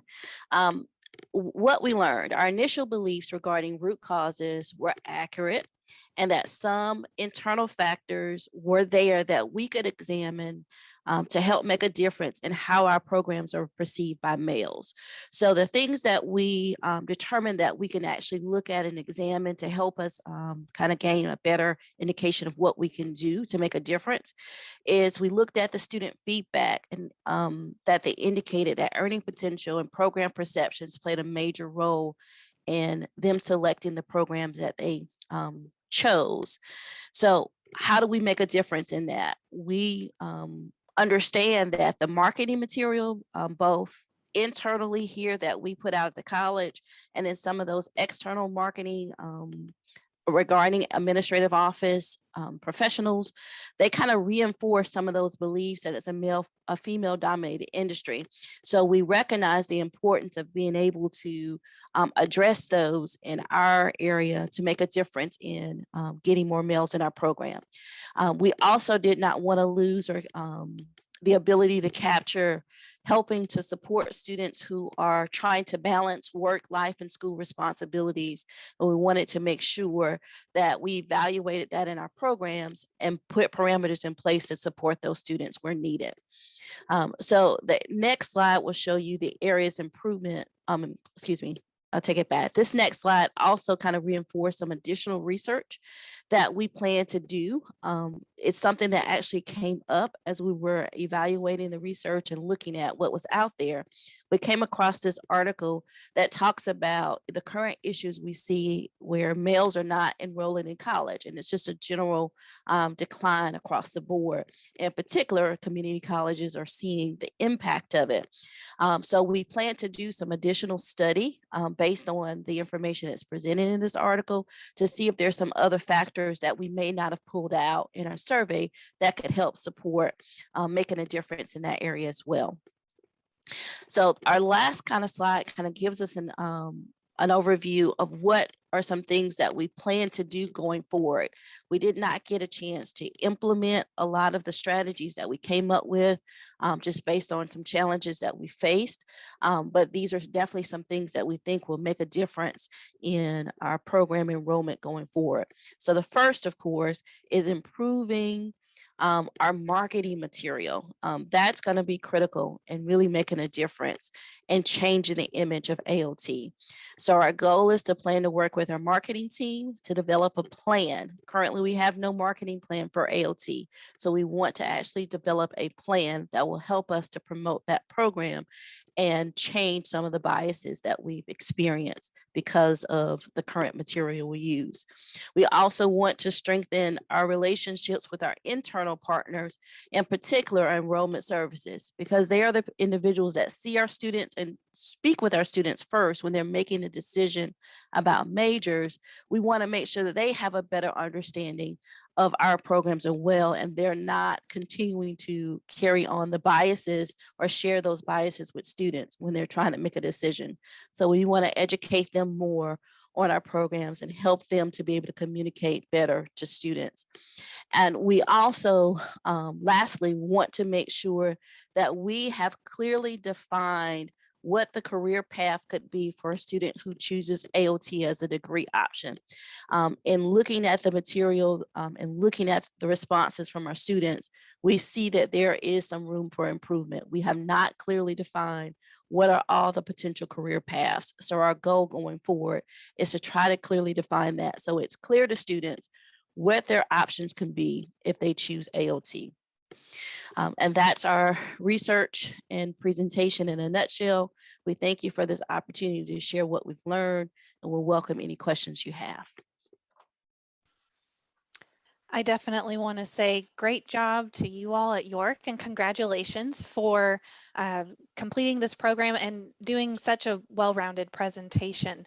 One of the comments, so I'm sure you might be getting some reach out in the future, was it would be a great idea, not just your group at York, but at Midlands and Spartanburg Community College, for you all to share some of these insights that you've gained about AOT and some of the issues that come up with recruiting students who may be non-traditional for that program, and share that with the state AOT work group. So, you know, like we said, the work doesn't stop after today. So again, just want to congratulate you all on your presentation. And so, okay, so my name is Kelly Ware. I teach in the medical lab and medical assisting programs here at York Tech. And like Kawana's group and AOT, we had the challenge of trying to increase our male student enrollment. So we are a limited enrollment program anyway, as most of our healthcare programs are, which some people refer to them as waitlist programs.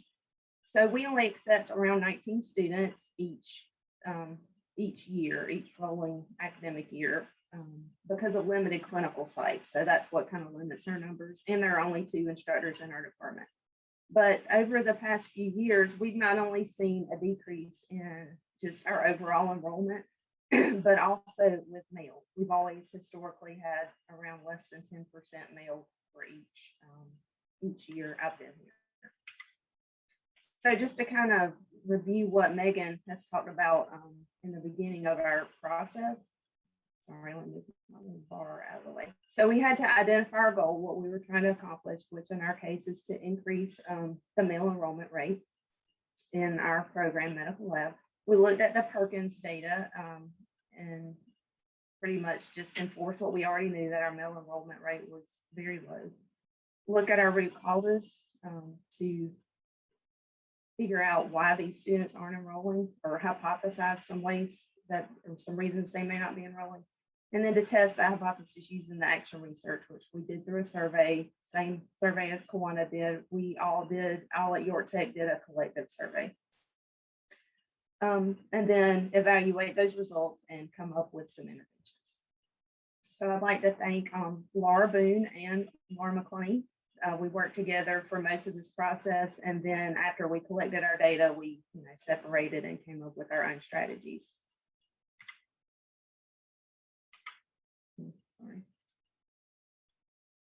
Sorry, my computer was frozen.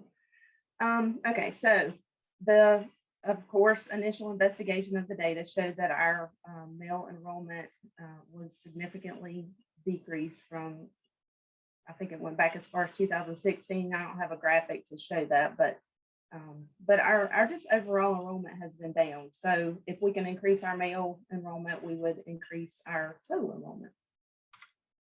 So the hypotheses that we developed or we wanted to test that we came up with were males don't participate in our program just because of gender stereotypes. I think some people use classification, but gender stereotypes that are out there towards just men in healthcare in general. Maybe some poor marketing strategies exist that we can improve upon, and then some deficiencies in the admissions or advising processes that impact whether students or male students enroll or not. These are our survey results. These are the same survey results that you just saw with the AOT group from York Tech, but just to show again that it was mostly younger students, mostly females, and then the racial profiles were pretty much African American and white students. And this is exactly what I won't share all this because she just shared all this information. But we then considered some interventional strategies as a group, myself and the Laura Mclean and Laura Boone. So we came up with maybe coming up with some peer groups that would ensure that our verbiage is inclusive, so that wouldn't be a limiting factor for males enrolling. To educate the people in admissions, new student orientation, and the advising center to get the word out about what our program even is, and maybe then render some testing to see if students would be interested in that or not. If they didn't know that about themselves, that they would be interested in our program. A mentoring program, and then look at marketing strategies. So the strategies that we chose, and I got with my department chair and discussed our findings before coming up, since I was the only one in our program here at York Tech. I wanted her input on what, we thought I conducted the SWOT and the SOAR analysis to determine the strengths and weaknesses of our institution to see what was even feasible as far as interventional strategies. So in the admissions and orientation realm, we said that maybe, updates needed to be given to our admissions team to ensure that our curriculum was lining up with what students' qualifications were. Because this last year, we found that several students were qualified for our program and just didn't know. And so that was a little bit of a deficiency in the admissions area. So I think monthly we decided we will go give a talk to the admissions team and just give them a quick update on the process of getting into our program, because there are several ways to enter our program, and students may not be aware of that, and the admissions may not either. Like I said earlier, they could take a type focus. We call it type focus here at Tech, like a personality assessment to determine their strengths and weaknesses and their interest in a career, and if it aligned with healthcare, maybe what area of healthcare.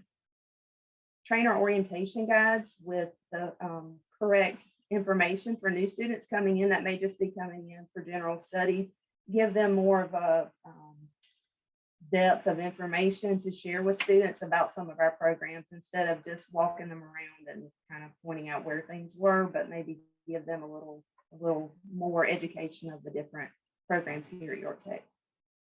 And then to encourage faculty that teach in our general education classes to get some diversity training to make sure there are no deficiencies there or biases that are hidden.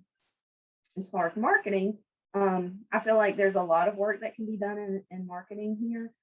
Our division has created 3 marketing videos, just short 3-minute videos that highlight select programs. They were just chosen at random, and MLT was one of those programs. So our teleproductions program director came over and shot some video of our students working in the lab.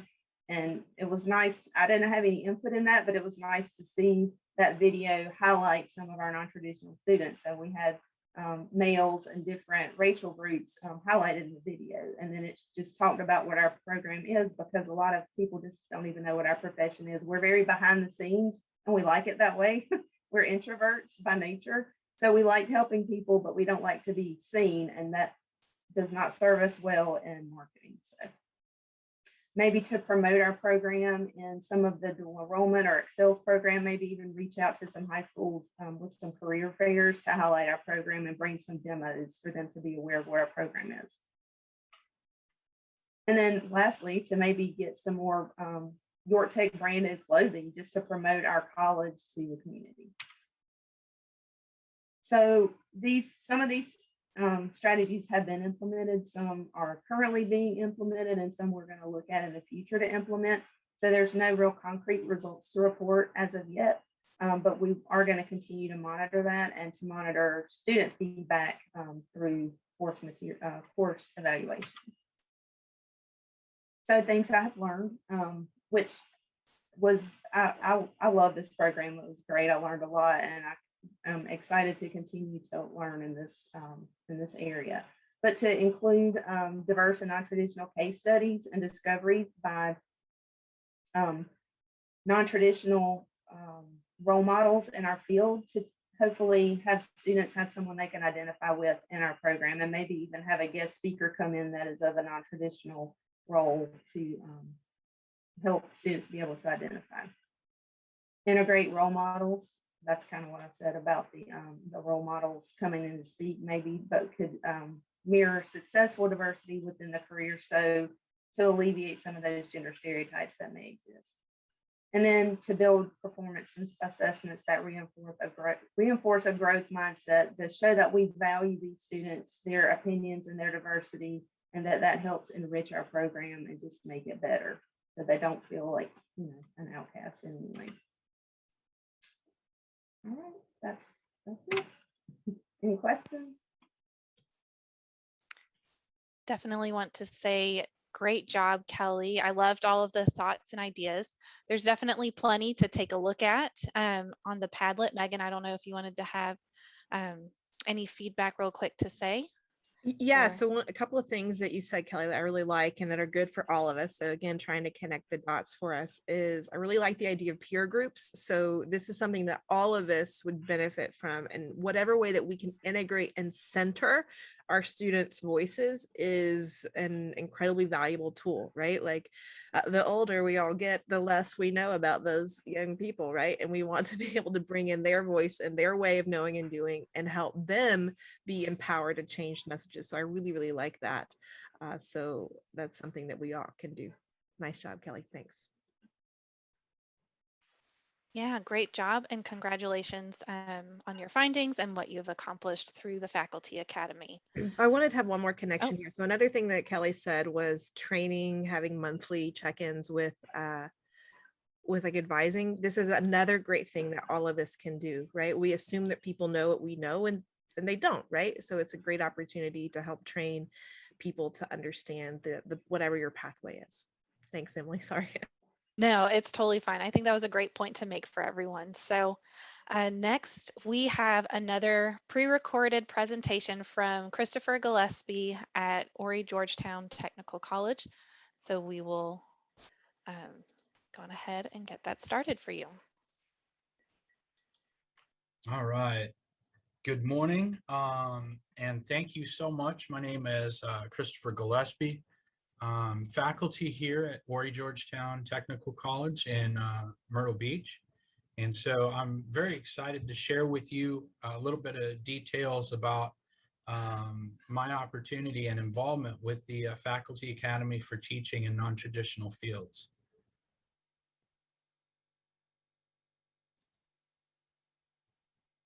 So first off, I'd just like to, give a good shout out to the entire team. It definitely was not myself alone that made this a success.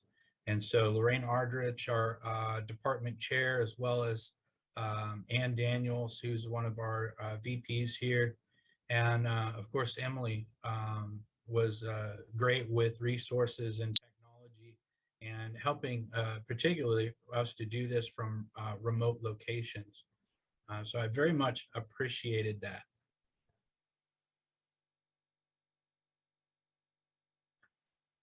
So within our project or process with the program, our initial data or analysis showed some disproportionate admission rates of males into the nursing program here at the college, and also some of our related fields as well. So after a deep dive, one of the really interesting things that we found out about this was that once we deep dove into this and actually did a firm survey, we realized that as a whole, we have a very disproportionate admission rate of males as it compares with our demographic in this area. So that was really interesting to find out. So initially, our hypothesis was that males were less likely to enroll in programs, nursing programs, because of the stigmas that are associated with the field itself. After we conducted that initial survey and in person, one of the challenges that we saw later on with this was that we were conducting this with folks of my generation and even above my generation. And so our experience, 20 years ago in the field is a little unrepresentative of how people might experience the nursing programs today. So our initial thought process was that, yeah, there's probably some stigmas and men don't want to be nurses because it's associated with a female role. But after the final and official survey, the results showed that those stigmas that we thought were present were significantly less important for people who were enrolling in the programs. And I'm going to share for you a little bit of that data. So this is the SWOT analysis. The number one driver after we looked at the survey, and I'll show you some of that data as well. The number one driver was interest, followed by number two, which was salary. But what we did find out through that survey is that not only do we have a disproportionate admission into the nursing program here, we have a disproportionate admission period in the entire college. And so looking at that to broaden our scope and our focus of how we might be able to provide a positive impact for the community was a big piece of this. Our strategy changed considerably after the survey.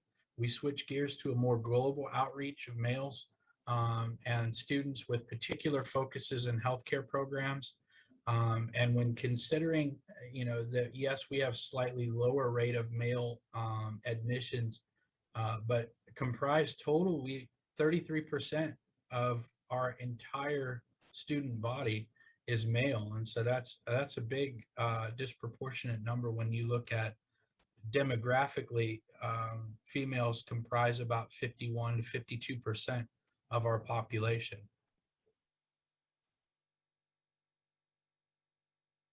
So as far as the participation in the academy itself, we started with the participation to assess the attitudes of the population towards individuals in non-traditional roles. We crafted a survey, we utilized SurveyMonkey, and then we analyzed that data.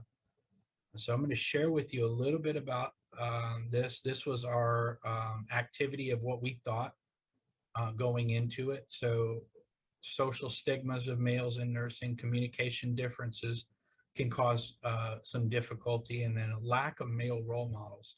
These were the three things that we were hypothesizing that were preventing admission into the programs. This is that directly from the survey. So you can see that your number one driver was interest, followed by salary. Those are the actual survey results. And then, of course, we asked those participants what gender that they related certain fields to. And to my surprise, nursing, that first one, there was 52% said both, and then a smaller percentage said female. And when you look at the the status when you get down like automotive or welding, it's very, very lopsided. So that was interesting data to see. Okay. So with the report, of course, we use SurveyMonkey. We learned that often our preconceived notions about metrics can cloud our vision on what to focus in on. Early on, I think what we would have liked to done a little bit different is getting that survey out in a more timely fashion. We were a little late to the game getting that developed with our marketing team and who to get that out to. But yet, I think early on, and having less of our emotional and nostalgic ideas put into the program and just get the data.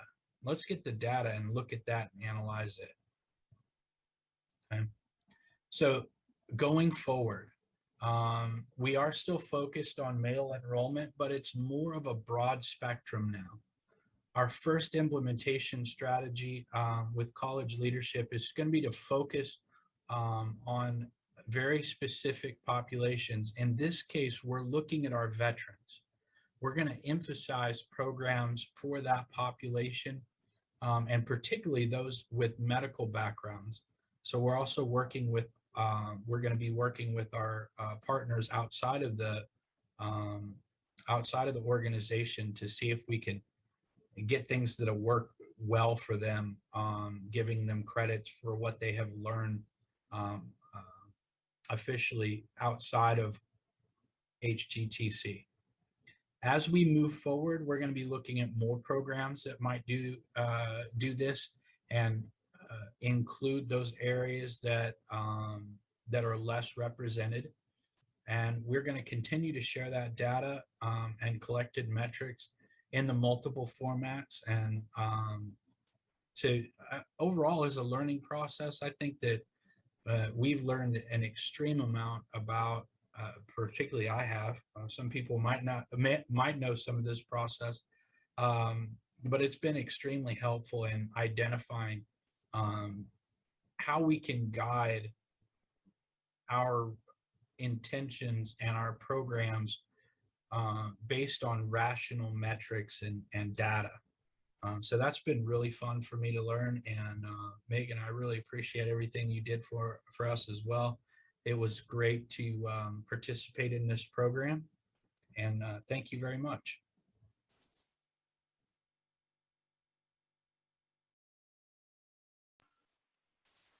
And again, sadly, Chris could not be with us today because he is out teaching and doing the good work for those folks enrolled in nursing at Horry Georgetown.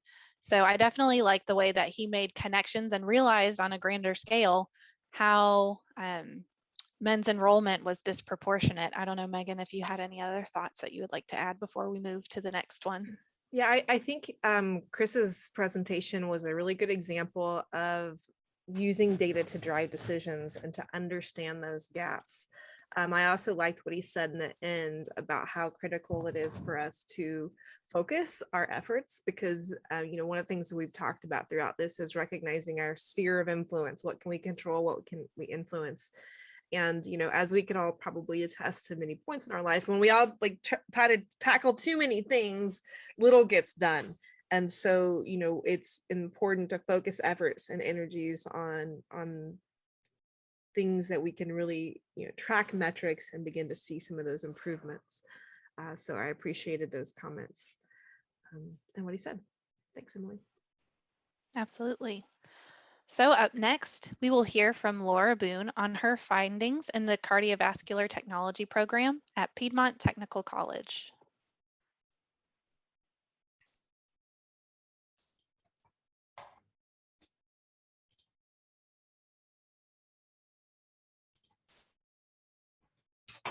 All right, can you see my slides?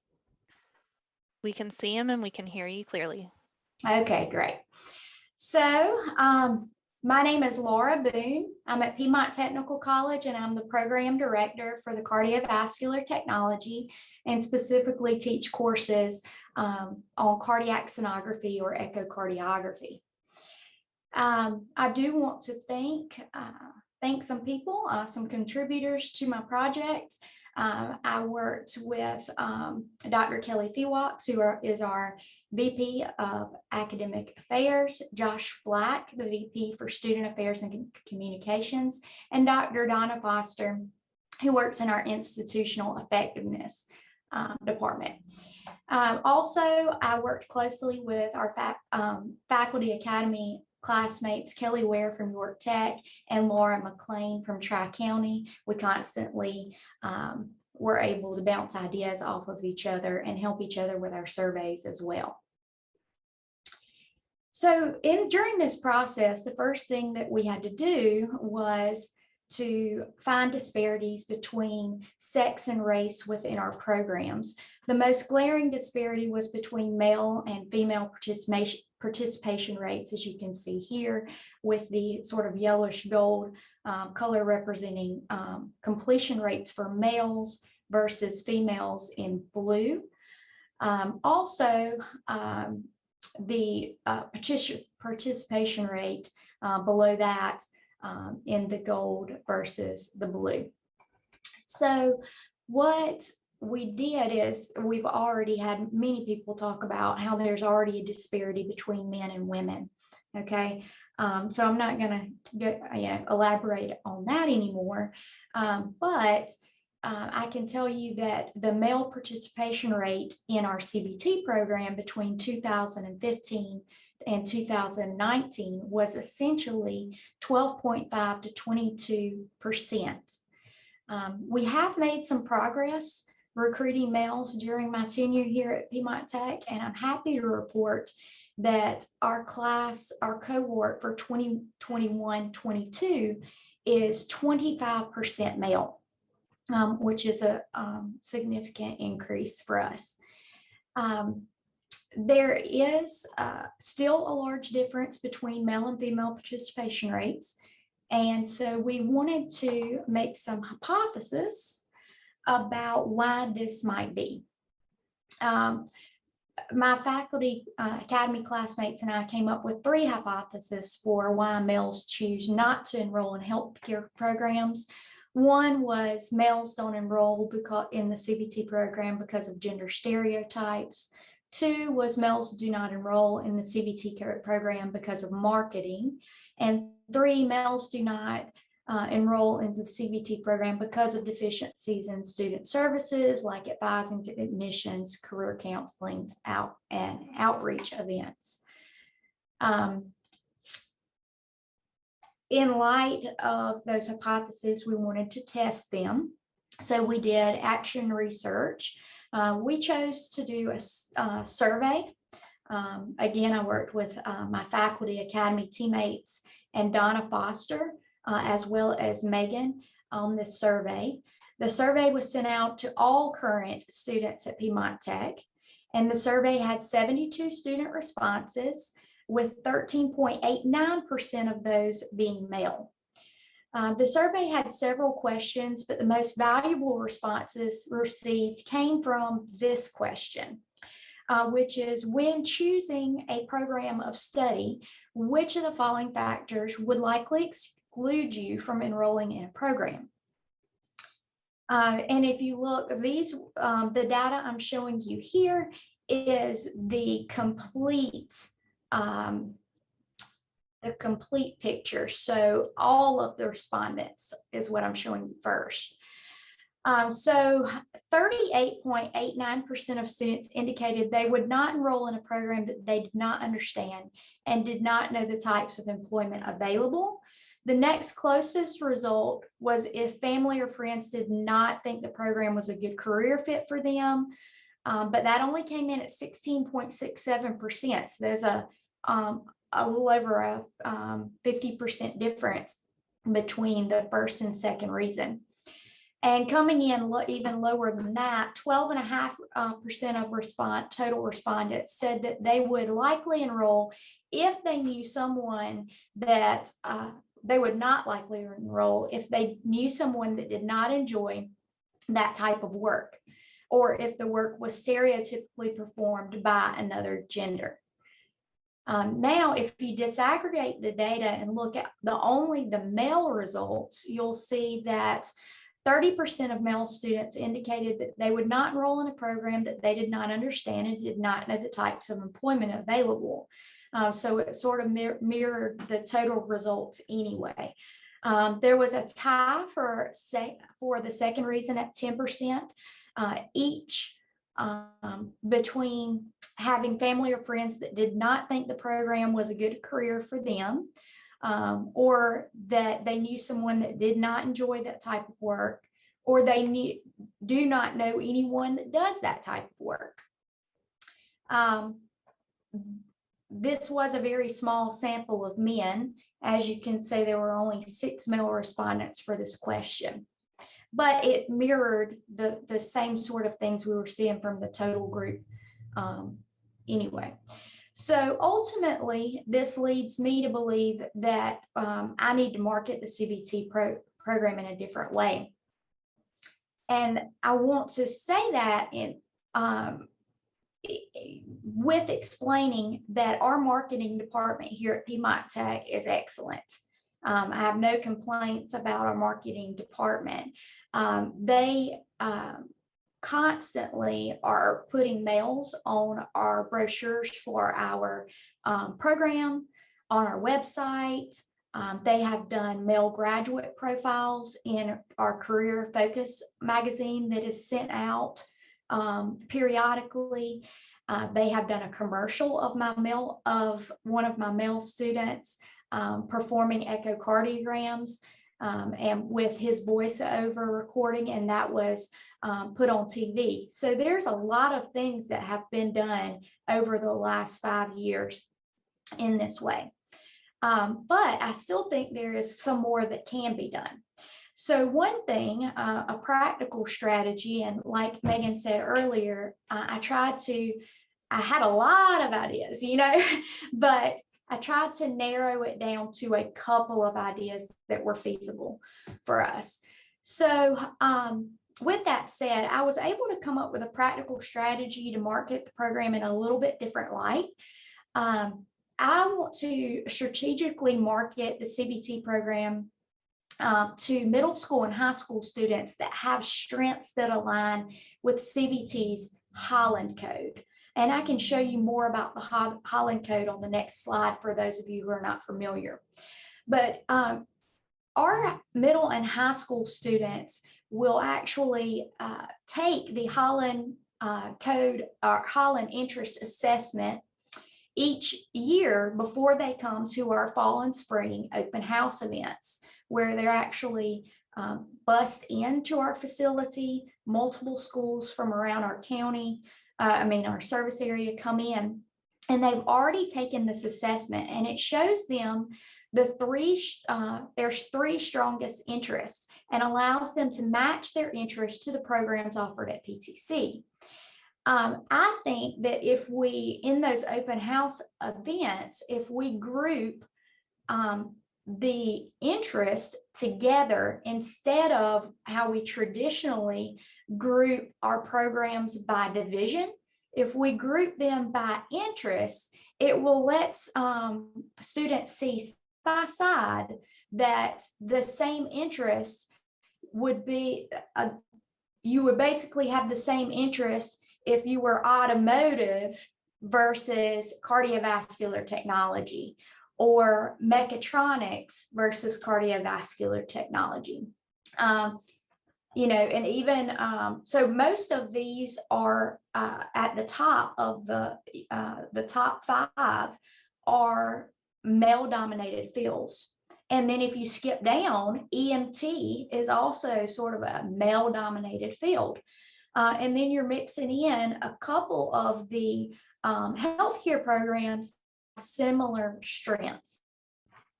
And so I think that if we present this in a way side by side at open house events, that you can see see that these are things that interest, it may help with getting more females in some of the male-dominated programs and more males in some of the more female-dominated programs. For those of you that aren't aware of what the Holland Code is, it breaks your interest down into realistic, investigative, social, artistic, enterprising, and conventional interest. And so just for an example, realistic people are usually assertive, competitive, interested in activities requiring motor coordination, skill, and strength. Investigative people like to think and observe and act. And social people like to satisfy their needs by teaching or helping in social situations. Laura, this is so good. And I'm so sad to rush you, but I do need to rush you. I'm so sorry. Okay, I'll go quicker. Anyway, I'll skip to the next slide, which is our plan, which is to restructure open house events and also recruit from more non-traditional pathways and not just maybe career centers that are in healthcare programs. And we can measure this we plan to measure this on a continual basis yearly to make sure that we are increasing, staying stable and not declining again. And these are some things that PTC are already doing, but they're not necessary to this project. So I'm going to skip these. And does anybody have any questions?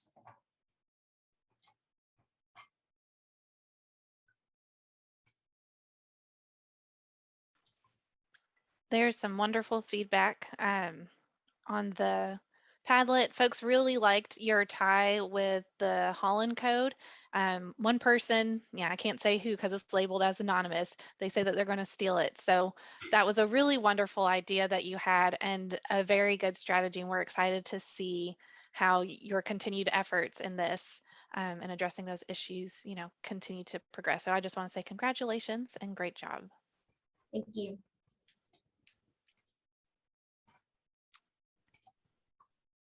And so last but not least, we have one more presenter for us today, Laura Mclean, who will wrap up about her findings and next steps for the medical assisting program at Tri-County Technical College.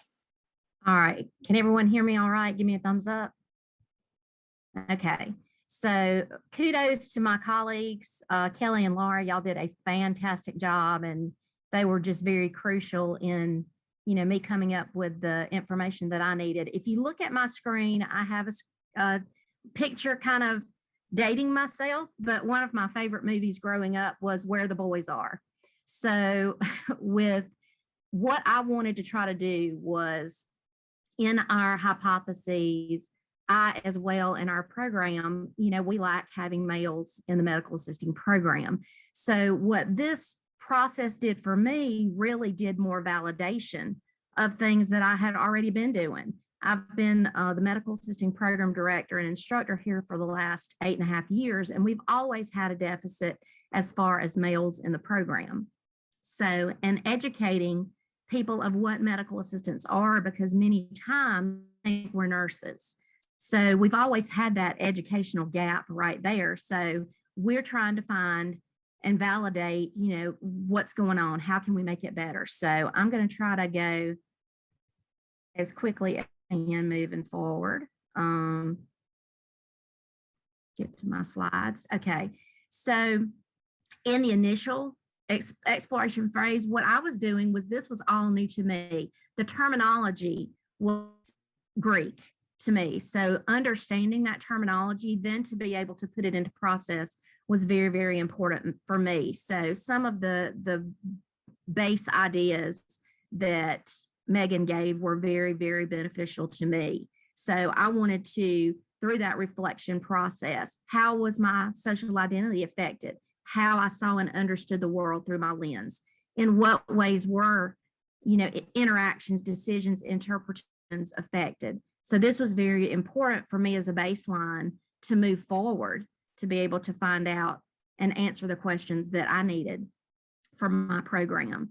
So in the discovery, again, we had the same types of hypotheses, the gender stereotyping, marketing deficits. And I almost hate the word deficit because it's almost negative in connotation. So there's gaps, what the focus areas are, how can you improve is the way I look at it. So from the discussions with Laura and Kelly, I came up with 24 SurveyMonkey prompts that were created, and I distributed via a survey to all the students at Tri-County Tech. It was completed, sent out the mid-June through the 16th. I received the results, and then they were ready for the June Academy on the 18th, and discussed it at that time. And then Megan was real instrumental in helping us identify the correct types of prompts to give. So the action research results showed I had 81 participants, really had 112, but not all answered every question. But we had 18 males, 64 females, 2 other, and then the information on the race was given there as well, and the age group. So that data showed that enrollment in males in my program really was not affected by the answers that were given, but there were some disparities in the marketing. So with marketing, we found that at least 0 to 2% were affected by the marketing. They didn't receive enough marketing materials. College activities, they said they didn't know anything about. And then in asking the question of who encouraged you to choose a healthcare field, only 0 to 2% said the college had anything to do with it. The majority was very similar to Kawana and Jasmine and Stacy, where they had, I think, 47% of family and friends influenced. With my data, there was at least 72% that were family members that influenced. And when you looked at the data of the college influenced you, we had 0 to 2%. So we need to do better in that area. And then also with my program, since there's such a lot of people don't know what medical assistants are, because many times we're thought of as nurses because they're seen in the ambulatory care center. When asked, how many of you did not know the role and description related to a medical assistant? 52% of students answered yes, they didn't know exactly what a medical assistant was.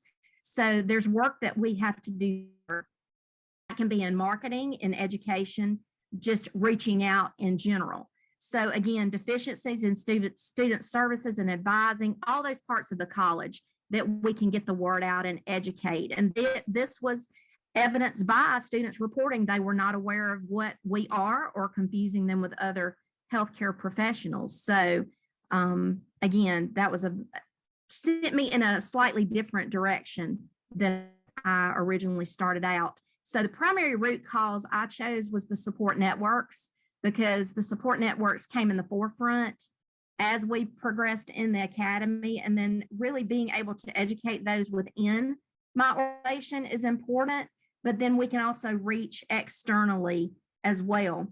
Secondary root cause was the training, recruitment, and placement. This is always an area of improvement, but again, the support networks were just kind of came to the forefront and what I really needed to focus on right now. And then a tertiary root was the role models and mentors. Now, one thing I have been doing toward this in the last couple of years is we have graduate mentors. Those students that have already graduated, they will take a student just starting the program and they will mentor them throughout that year. So it gives them a resource of somebody who's been there and done that as a resource that they can go to, and also promotes the program as well. We have a medical assisting student ambassador that is a current medical assistant that works with the college to actually be a mentor as somebody that is actually working in the field. And then I did a SWOT analysis, and I apologize for the handwriting, but I kind of did it when we were in the classes on break. So I just kind of transferred it over, but it just validated the things that I have been discussing. So it will help me move forward into continuing to do what I've been doing already. Opportunities, marketing, there's opportunities that we can work with them, and they're actually coming next week and taking pictures of my students in lab. as part of that process. And also too, something I've done the last couple of years is I have taken the little Animoto and I've made videos, 3 to 5 minutes, that I attach to students when they make advising appointments with me, that it tells them what you need to be prepared for in the advising process, making sure they're on track. I also have one for students who don't know much about the program, that when they are looking, they can look at that 3 to 5 minute video that tells them all about the medical assisting program, the differences between that and nursing, to make sure they stay on the right track. And then also internally, I've been working with nursing to just make them more aware of, if somebody you see in nursing does not actually, you don't think they're a good fit, and they might be for me capture those students as well. And that's been very successful. And then we also work very closely with our students' success coaches, or our advisors, other than myself being the primary advisor, to make sure they understand the program and the changes. And we have a really staff that does that. So my focus is going to be recruiting, admissions, and orientation, because I already go out to high schools and career centers and to those students just to try to educate and make them aware also. So it was just, our goal was to measure that data. That's what we did. Our results helped us identify really that gender was not an issue, but marketing and the education of the support services were. So I just explained to you some of the goals that we did. And then just reflecting just showed me that I was on the right track, that there's always room for improvement, but that I was at least on the right track. And that was very validating for me. And the fact of going through the process and learning how that data can be so important moving forward to help validate what you're trying to do. What I would have done differently, I would have loved to have sent the survey out a little bit earlier, though it was sent out in the time frame that we identified. Just being able to send it out a little bit earlier, I could have captured maybe a little bit more data or gone through it a little bit further. And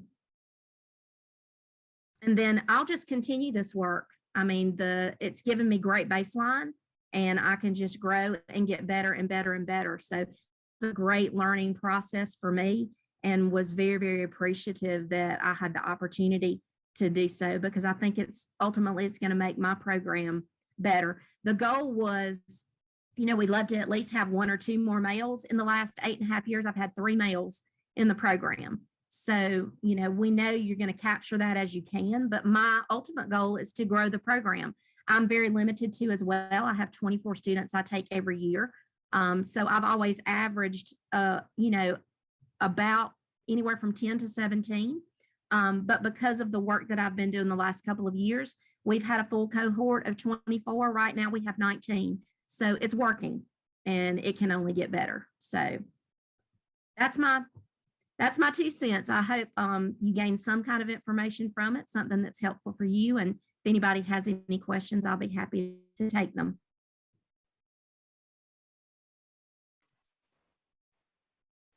Great job, Laura, and thank you for wrapping things up. I know, Megan, you had a few things that you wanted to share with the group before we wrap up today's session. Yeah, so first of all, I just want to offer a tremendous kudos to all of you. I've been doing this a really long time, and your presentations were amazing. I can't say that about every group that I get to work with. You were clear, you were succinct. What I could tell from what you did is that you learned the process and that you worked the process. What we also know is that, we are in a global pandemic, y'all, and that we didn't get to make it through. And so what I hope that you are eager to participate in is that we're going to continue this, right? So this is not an end. We want to continue the work and to continue to support you as you use these interventions. But when we started this, we knew that this was going to be an iterative process. And so I'm excited you're not rid of me yet. We're going to continue to find some ways to connect and to support you as you continue to address the needs of non-traditional students and your pathways. If you've not noticed the 100 times I put in the chat and emailed you, we really need you to complete the post survey. That's a critical piece of us understanding this program. So to the 10 of you who have done that, thank you so much. Make sure that you tell me that you did that on the link so I can send you a gift card. The post surveys, I'm going to leave it open through Monday. I have to close it Monday because I actually have stuff to do this weekend. And so you've got till then, but I'll close it Monday. And so if you have colleagues who didn't maybe make it to this point of presentation, we want 100% of the people who started it to complete the survey, even if they only came to half of the sessions. So we encourage you to sort of poke and encourage your colleagues to do this. And we'd be really grateful for that. With that, I'm going to turn it back over to Emily and her team. Thank you all so much. Of course. And of course, congratulations to all of you faculty. And thank you again, Megan. I won't take up too much time because we're going to end things with hearing a few closing words from Dr. Rosalind Sumter, our Vice President for Academics, Student Affairs, and Research here at the System Office. So Rosalind, I pass the mic to you. Thank you, Emily. First, congratulations on completing the Perkins Faculty Academy for Teaching in Non-Traditional Fields. I know it can be difficult to stay committed to a 6-month program in addition to juggling your personal and professional lives, and not to forget living in the midst of a pandemic.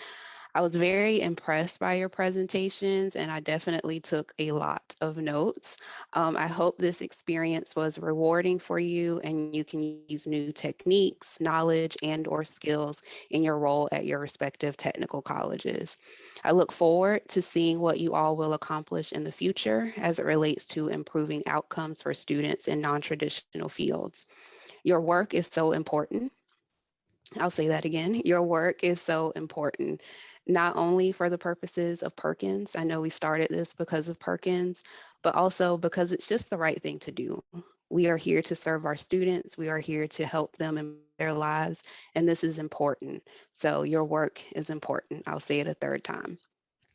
Let us know how we can support you in these efforts, and please know that we will likely be calling on you at some point as we embark on other related initiatives.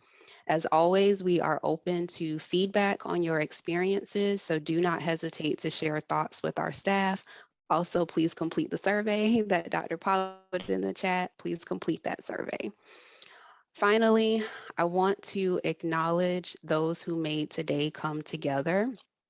First, Emily Fox, thank you for your hard work on this entire initiative. I know this is an area that you are interested in, and I hope that it was rewarding to you as well. Kim Burkett, thank you for your efforts in assisting with this initiative and stepping in as always when needed. Dr. Kimberly Walker, thank you for stepping in literally 6 weeks ago when you started your new role. Thank you. And Dr. Megan Pollock, thank you for bringing this idea to fruition and guiding our faculty and us through this process. We literally just had an idea and some thoughts on paper, and you led us to making this happen. So we are so appreciative of your work throughout this process. So thank you. And to all the faculty, thank you for participating. Congratulations again. And I hope you all have a nice, restful weekend. You made it through. Congratulations. So I know that this has been super formal, but I think we should all turn our mics on and give like a hoot and a holler and just congratulate one another. So let's all do that. And turn on your cameras. Everybody. Yay! And let's take a screenshot. Everybody, if you can, just for a minute, turn on your screen and then let's take a screenshot. Turn on your camera, all right? Let's get ready. I'm gonna give you a few seconds to turn your camera on. All right, ready? 1, 2, 3, smile. Okay, let's see if I can remember how to do a screenshot. Smile. All right. It's like a Brady Bunch thing. That's right. Oh, wait, Stacy's showing her face. Okay, ready? 1, 2, 3. Wait, 1, 2. Oh, geez.